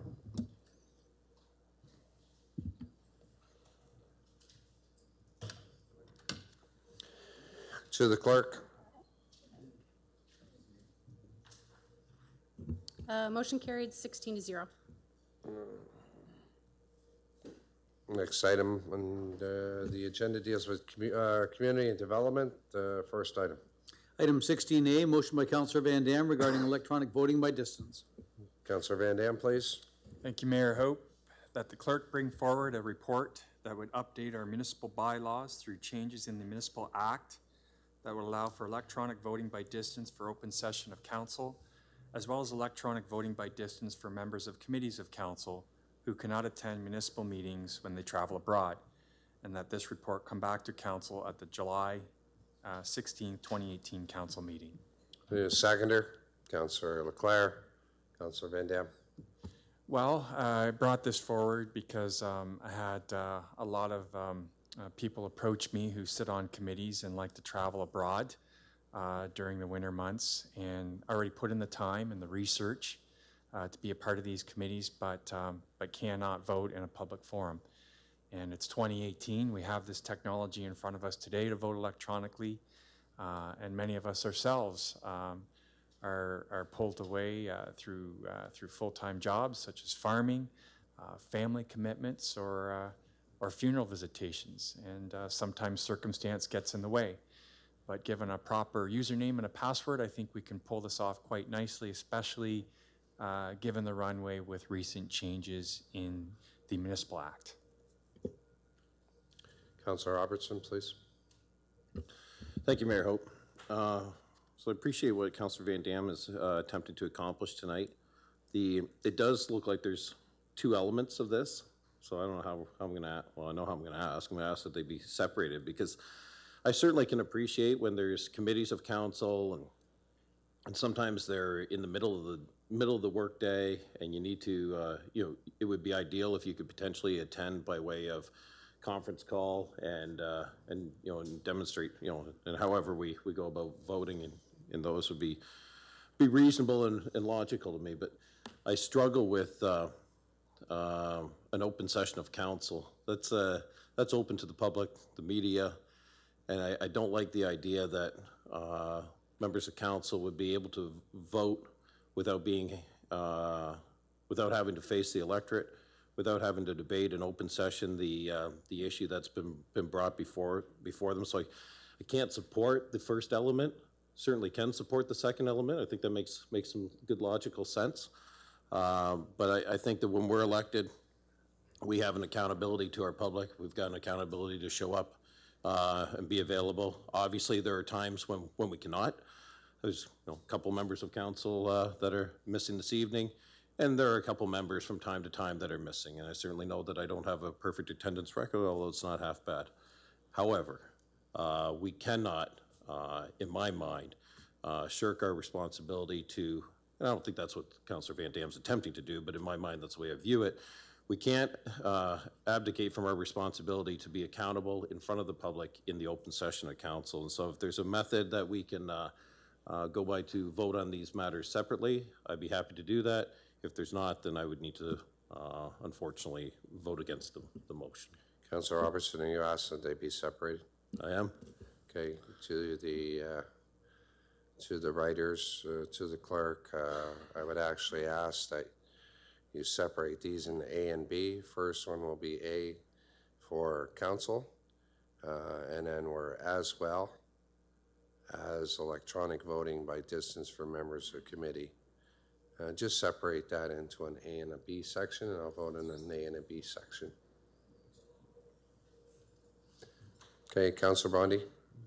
Thank you, Mayor Hope. I'm just curious, when it says travel abroad, does that mean abroad, like they have to be out of the country? Because the way it reads, right? I don't know, but I'll ask the one who made the motion. That's your Councillor job, Van Dam. yes, thank you. Yeah, abroad or simply not present. Okay, well, just to me, abroad means out of the country, which I didn't think you meant, because if you're farming, I don't think you're farming in Thailand, so okay, so just not here. Well, to be more specific, there's a lot of volunteers who sit on these committees, and some of them travel to Florida. I have friends that sit on the library board who are in Florida, and they would love to vote but can't. Oh yeah, I'm all for this. I think it's a great idea. I just didn't know if it meant abroad or not present. Okay, that clears it up. So if you're in Montreal, you can vote electronically. Okay, that clears it up. Thanks.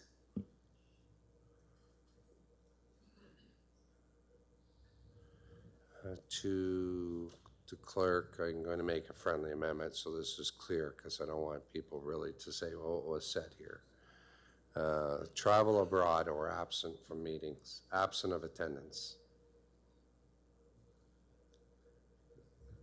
Absent of attendance or traveling abroad,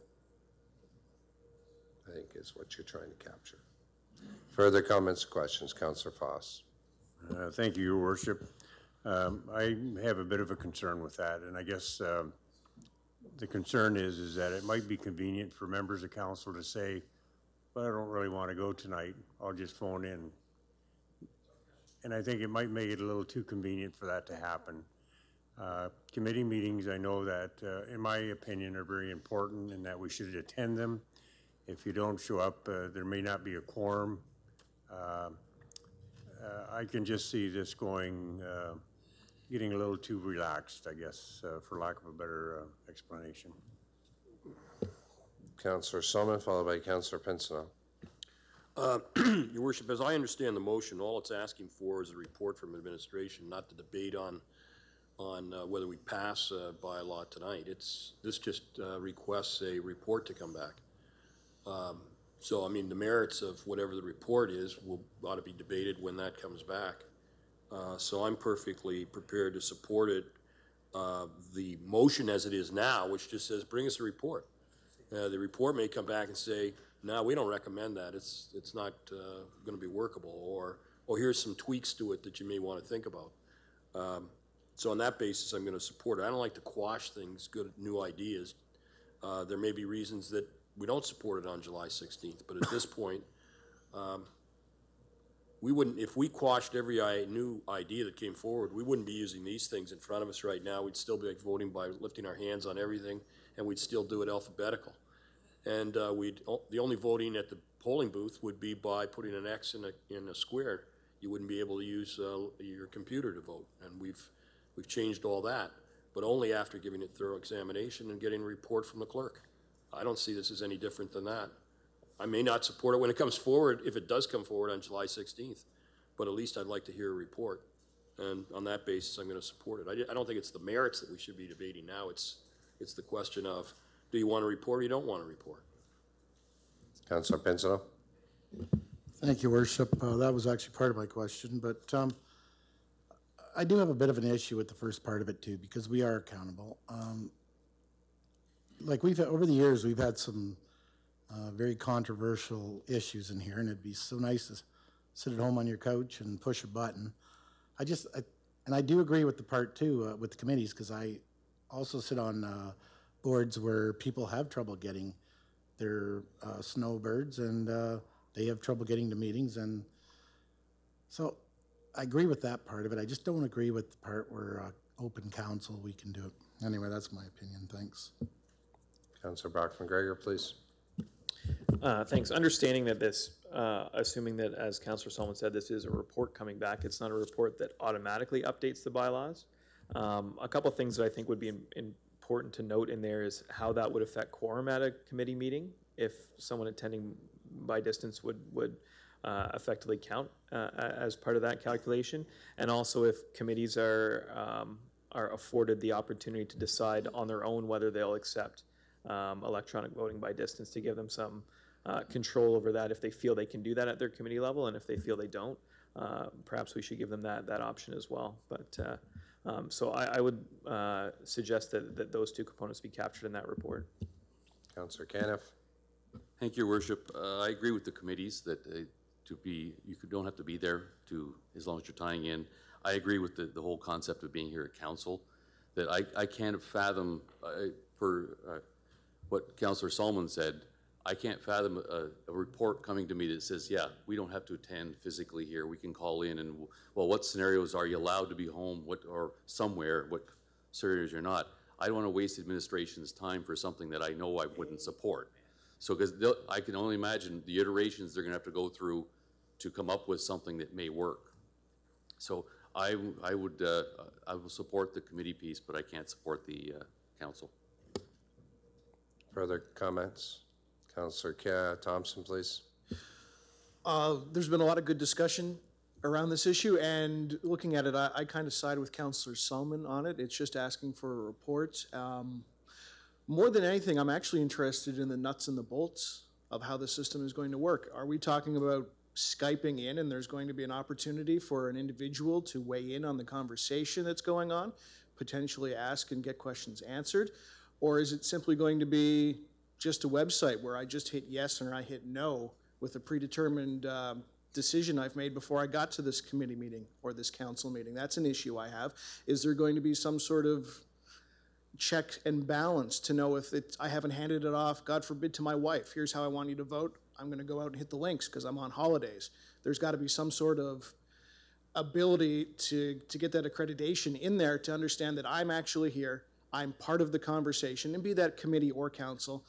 I've had an opportunity to get my questions asked, and perhaps I'm not facing the members of the public, strictly speaking, but at the very least, I'm hearing what they have to say.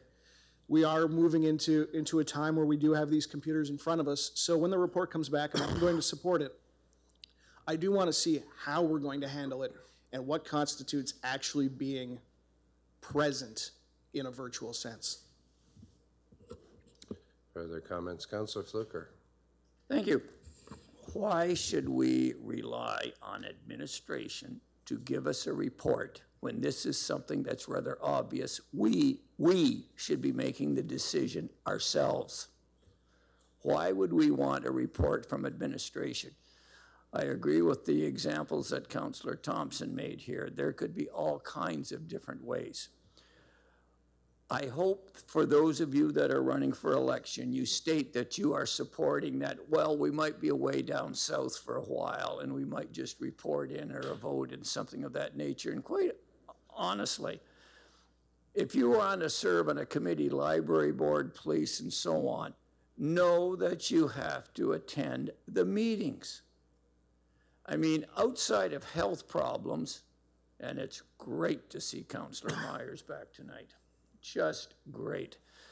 Outside of health things, yes, we all take holidays. We all do.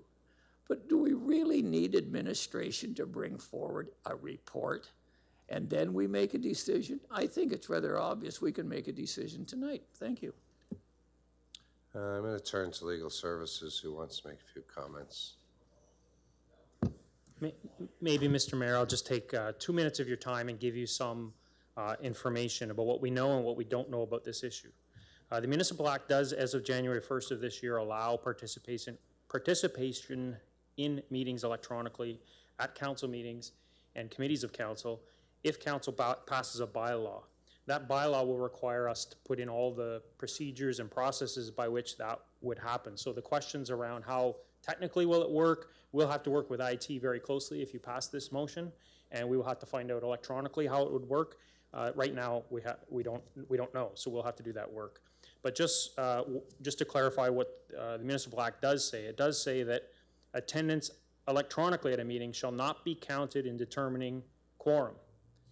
So you still have to have a quorum physically present here in the room in order to hold a council meeting or a committee meeting. But it does mean that some members of council or committees would not have to attend physically.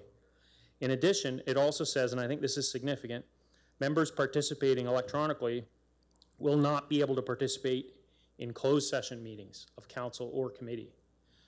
So I can only guess why our provincial legislature included that as a requirement, but you just need to, so perhaps it wouldn't have such a big impact on committees of council since they don't often have closed session.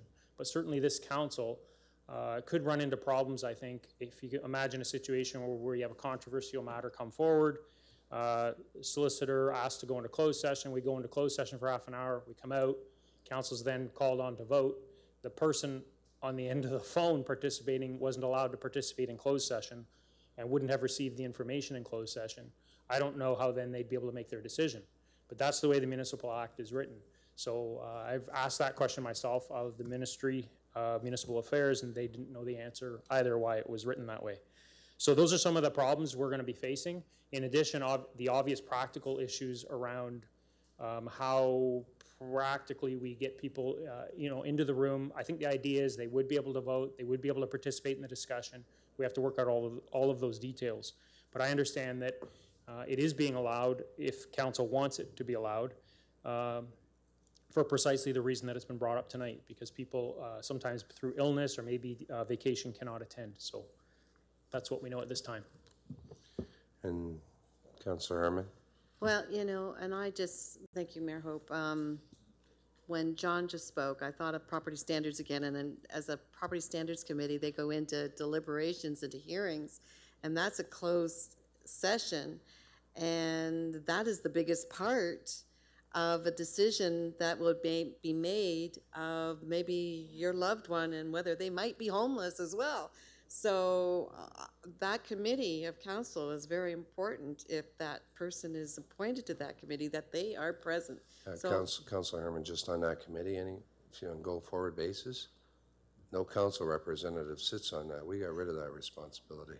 No, We but passed- we it's passed still it a off. committee of council, Mayor Hope, and I do believe that that would be the committee members.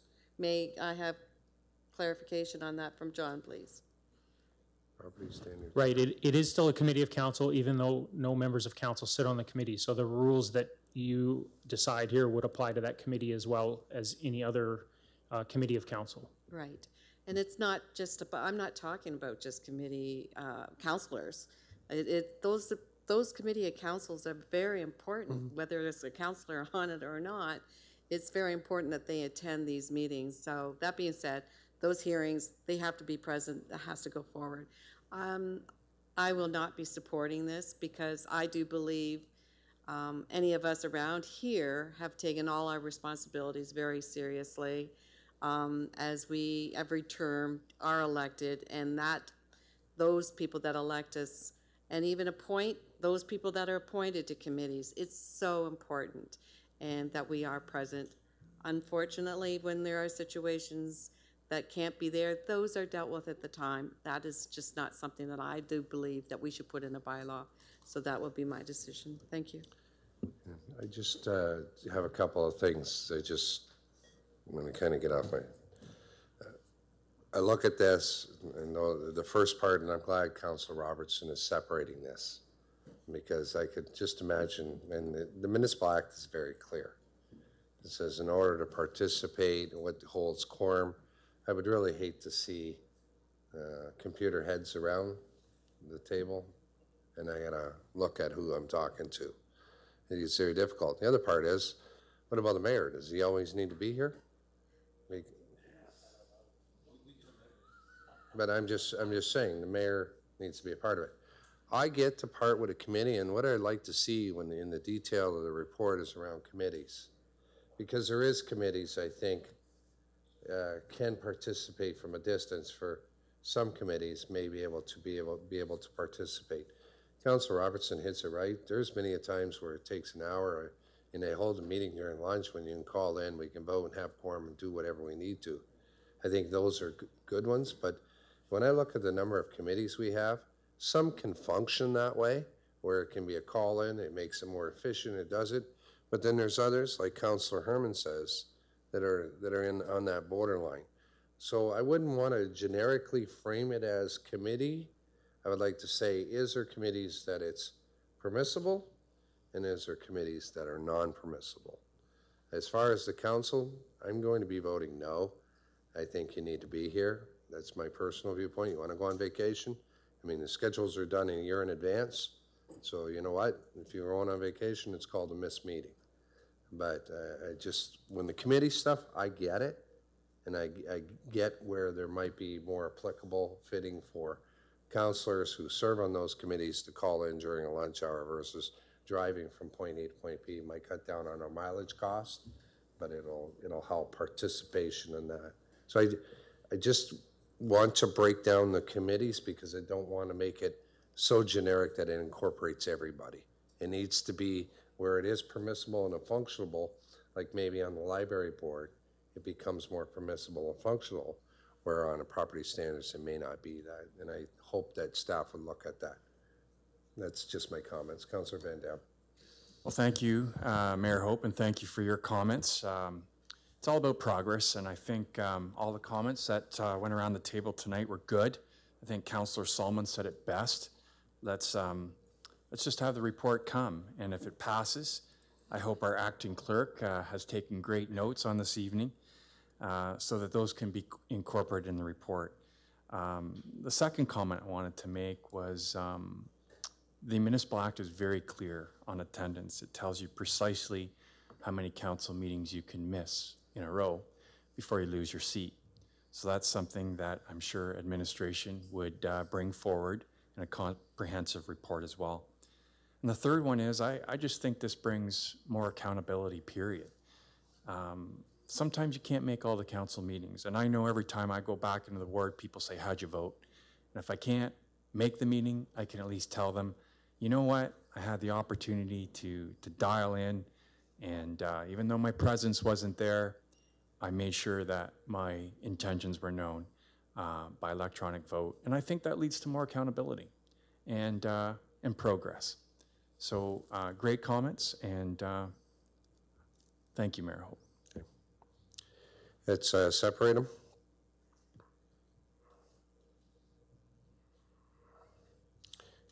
Magic. Okay. Ask council to consider before you.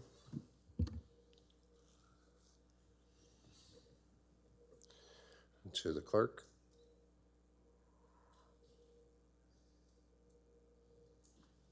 All votes are in. Motion fails, 11 to 5.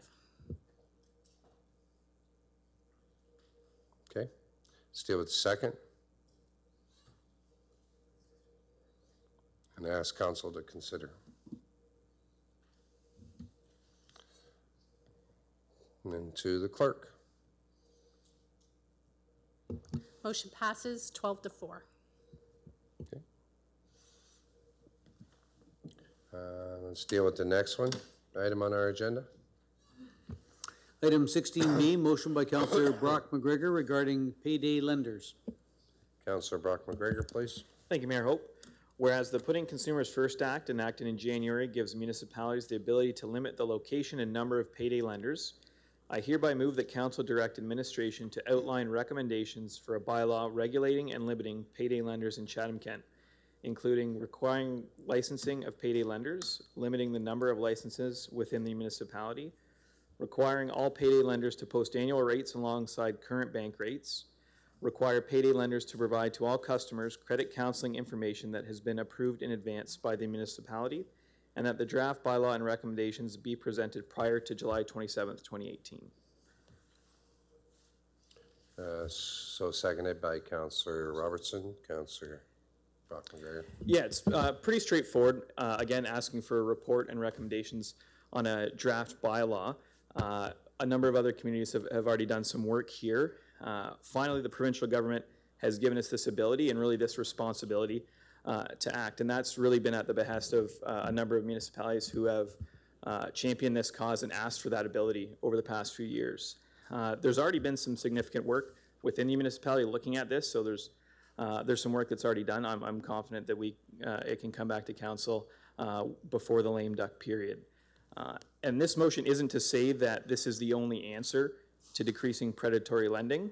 Payday lenders are very much a symptom of financial insecurity, lack of access to regular banking. The provincial and federal governments can do more, and frankly, the banking sector can do more.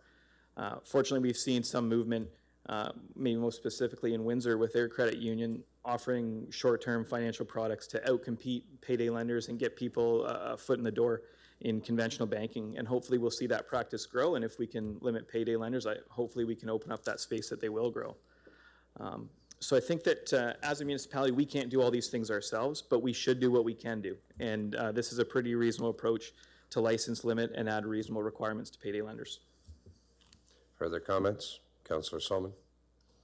I won't repeat what I said last time, but this is simply, again, I think asking for a report that would also have perhaps a bylaw attached, but with the report. At this point in time, I'm not going to debate whether it's good or it's bad or whether we should rely on the market, where the government should be involved in anything that even comes along that looks like social engineering. But I'm not going to debate any of that. I need to know what the facts are, and that's what my problem was with the last one. So I don't know what other municipalities may have already done this or are considering it. I'd like to know that. I'd like to know whether payday lenders that are already out there and have leases in buildings, whether they're going to be grandfathered, because that affects the landlords of those buildings who have made financial decisions. It affects the person who may have bought a franchise, who may not be making all that much more than the people they're lending to. I need to know all that kind of information. Now, and I hope others like to have information and facts before they make the decisions.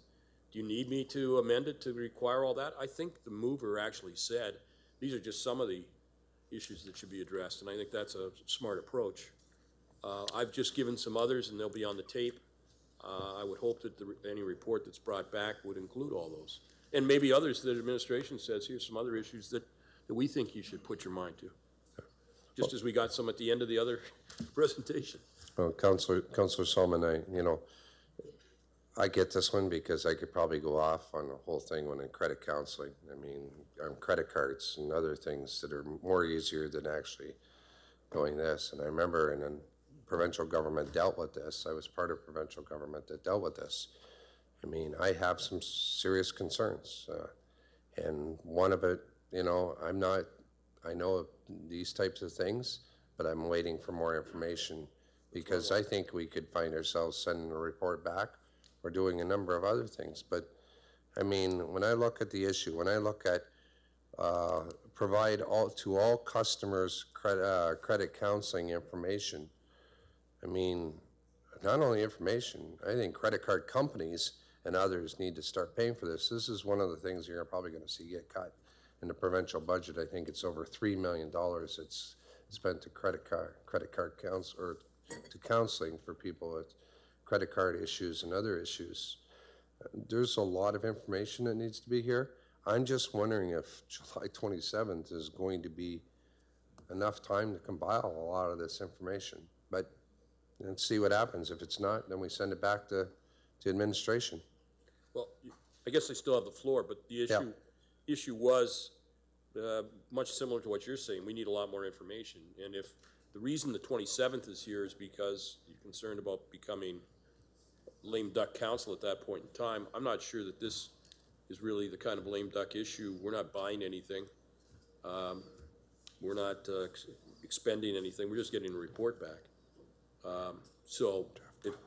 I agree, maybe it can't be done that quickly, but I suspect that's the reason it says the 27th, is concern about becoming a lame duck counsel at that time. John?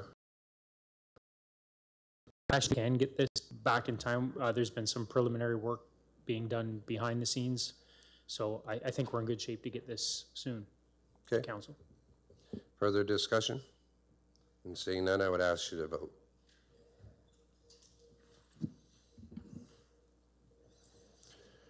Turn to the clerk. Motion passes 16-0. Next item. Item 16C, motion by Councillor Caniff regarding Habitat for Humanity. Councillor Caniff. Thank you, Your Worship. Whereas Habitat for Humanity has a vision of the world where everyone has a safe and decent place to live, access to safe, decent, and affordable housing is a basic human right that should be available to everyone. Habitat for Humanity has now constructed 4 homes over the past several years across Chatham-Kent and has opened the Restore in Chatham, which helps generate funds to support Habitat for Humanity's home building program. And whereas the municipality could greatly assist with future Habitat for Humanity projects by waiving fees related to development.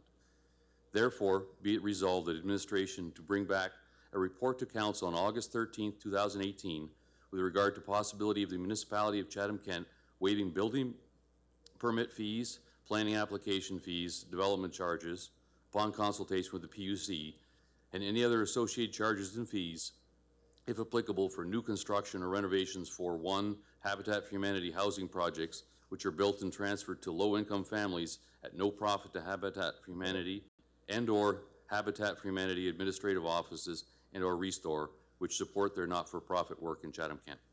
Seconder, Councillor Fluker. Councillor Caniff. Yes, this is a pretty straightforward one. Just want to hit on a couple points. Historically, we relieved the fees on, I believe 3 or 4 of them when requested. Other communities do it for Habitat for Humanity. It helps in their planning process. It reviews the need and effort so they have to do to come to council every time. They have limited resources, and in order to relieve that, they have to come in and spend time doing that. And the last thing, the more successful Habitat for Humanity is, the more successful we're going to be at getting to that 0 that we talked about earlier as far as homeless people, because every house they build takes somebody out there and relieves the waiting list. Thank you. Further comments? Councillor Solomon. Third motion we've had that's going to come back with a report if we pass it.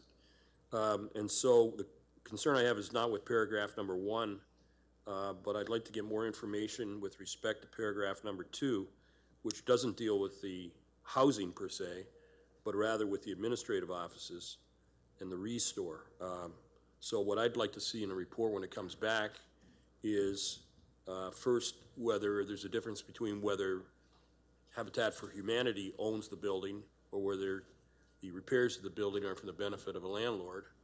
And secondly, I'd like comments from administration in their report on the effect that this kind of move will have on other nonprofits, and what doors that may open with respect to their administrative offices and their stores. Because this is only one, and there's others. Now, that is not with respect to the housing part. I suppose administration may have other ideas and bring back a report that deals with all of it, but those are a couple things I'd like sort of covered off in my mind, and I think it's important to ask those questions, because a lot of times when you do a one-off, someone once said the road to hell is paved with the best of intentions. So you have a triggering effect sometimes when you do a one-off that you think you're really helping out, and then you find, oh, wait a minute, there's a whole bunch of other things that come from it. And that's the whole point in getting an administrative recommendation, so you have all the picture and all the facts. So I'm going to support this motion, but it's a motion for a report. Councilor Herman. Mayor Hope, I would like included in the report, if it should go forward. Integris is also a huge partner already, so a little bit of specifics as to what they provide and how they contribute to Habitat for Humanity.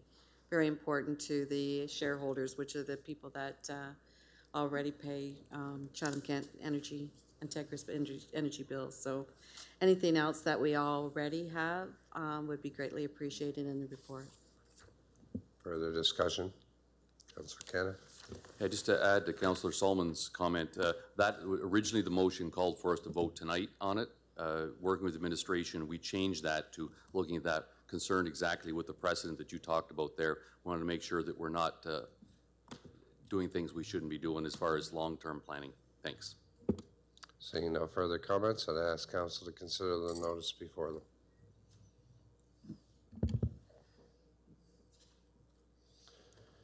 Turn to the clerk. Motion passes 16-0. Next item on the agenda deals with closed session report. Councilor Pincinel.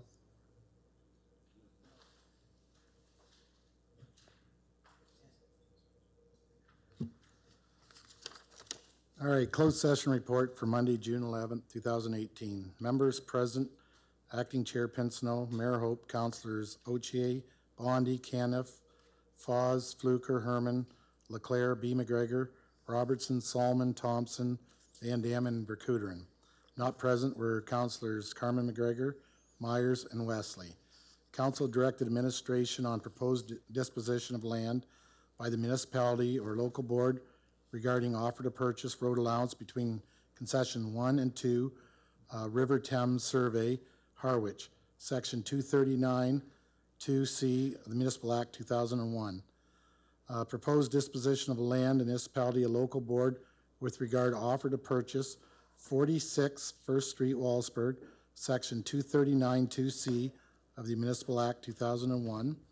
Council receive information on a position, plan, procedure, criteria, and instruction to be applied to any negotiations carried out to or to be carried on by, on behalf of the municipality or local board, and advice that is subject to solicitor-client privilege with regard to the fiber network expansion and Bell Canada, section 239 2F and K of the Municipal Act 2001.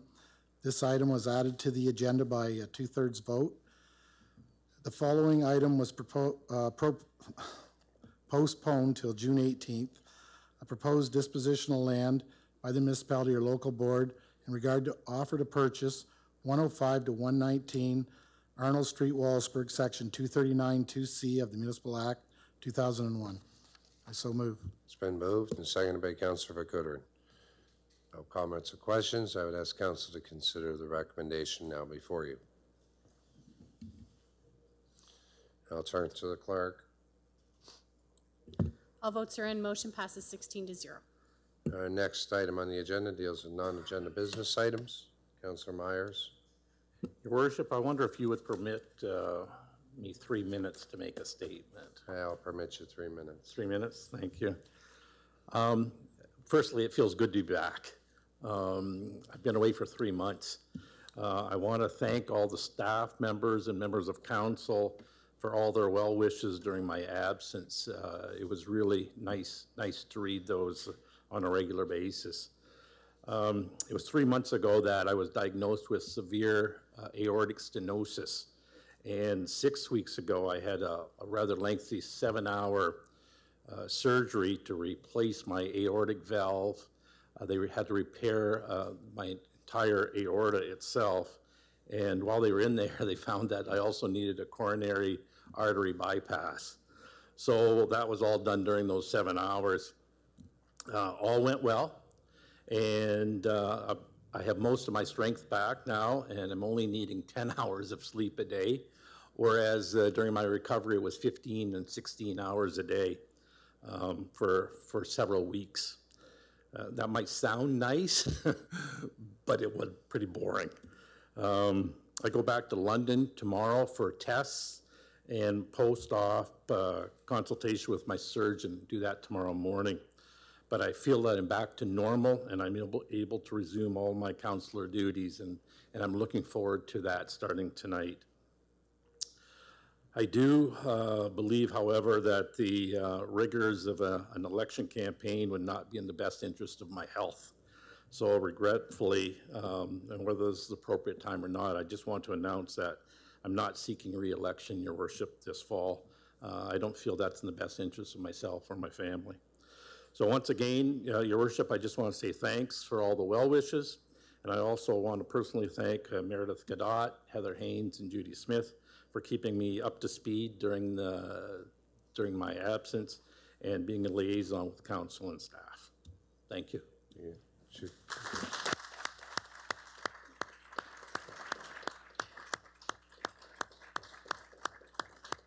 Looks like you give up on shaving a bit too. Too much effort. Too much effort in shaving. Yeah. Oh, it's Councilor Myers, on behalf of council, you know, our prayers and thoughts are with you during the process. You're a major asset to this council. I think a lot of us value your opinions you bring to this table. And I know with your recent announcement you just made, I'm sure the future council will miss the sincerity you bring to the circle. We do want to wish you well tomorrow on your test. We do know that it seems like it's a bugger getting old, doesn't it? And some of us do manage health-related issues that we're faced with, but I do want to say to you and your family, I know it's been trying times, but most importantly, I think people are happier that you're back on your feet and feeling more inspired. So it's great to see you back, and I guess I could call you our friend, not only our council representative, but our friend. It's great to see you back sitting around with us around the table today. Thank you, Your Worship. Appreciate that. Thank you. That being said, any other non-agenda business items? I just have one which I wish to make a public statement to the Conservative government that's been elected as a majority party, holding the majority of the seats. I extend our best wishes to Mr. Ford and Premier-elect Ford. Wish him well in his endeavors as he makes the transition and forms the Conservative government of Ontario. Second of all, to our two elected officials here in the region, to Mr. Nichols and to Mr. McNaughton. I wish them well in the 4 years that they have upon us. I also extend to them not only best wishes and congratulations, but also to extend to them an open dialogue with this council as we move forward, because I think we are going to have more vigorous discussions as we go forward. But I don't want to preclude or predetermine any outcome or any direction that will go. All I'm saying is this council floor is open to our two provincial members who wish to entertain, because we can't all sit down in the same room because we'll be in violation of the Municipal Act rules. But we do welcome the two elected officials to come once the House is, once cabinet is established and the government is established. I think it would be great to have them in front of us. So again, just congratulations to Rob Ford and a number of those elected on the Conservative majority government, and to our two local members, I wish them well in their endeavors, and hope one of them gets a cabinet post Monty, I believe, deserves it, but that's my personal viewpoint. But that being said, I'm going to move to the reading of the bylaws, first and second reading. So moved by Councillor Solomon, seconded by Councillor Vacoterin. All those in favor? Opposed, any? Carried.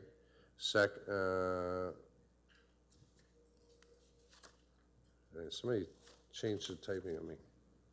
Third and final reading. So moved by Councillor Pinsino, seconded by Councillor Oche. All those in favor? Opposed, any? It's carried. And resolution of council. Councillor Pinsino, please.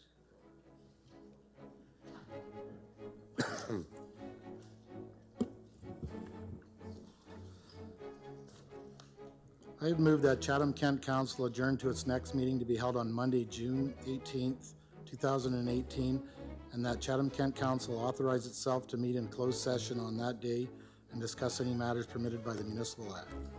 It's been moved by Councillor Pinsino, the seconder, Councillor Van Dam. All those in favor? Opposed, if any, and it's carried, and good night.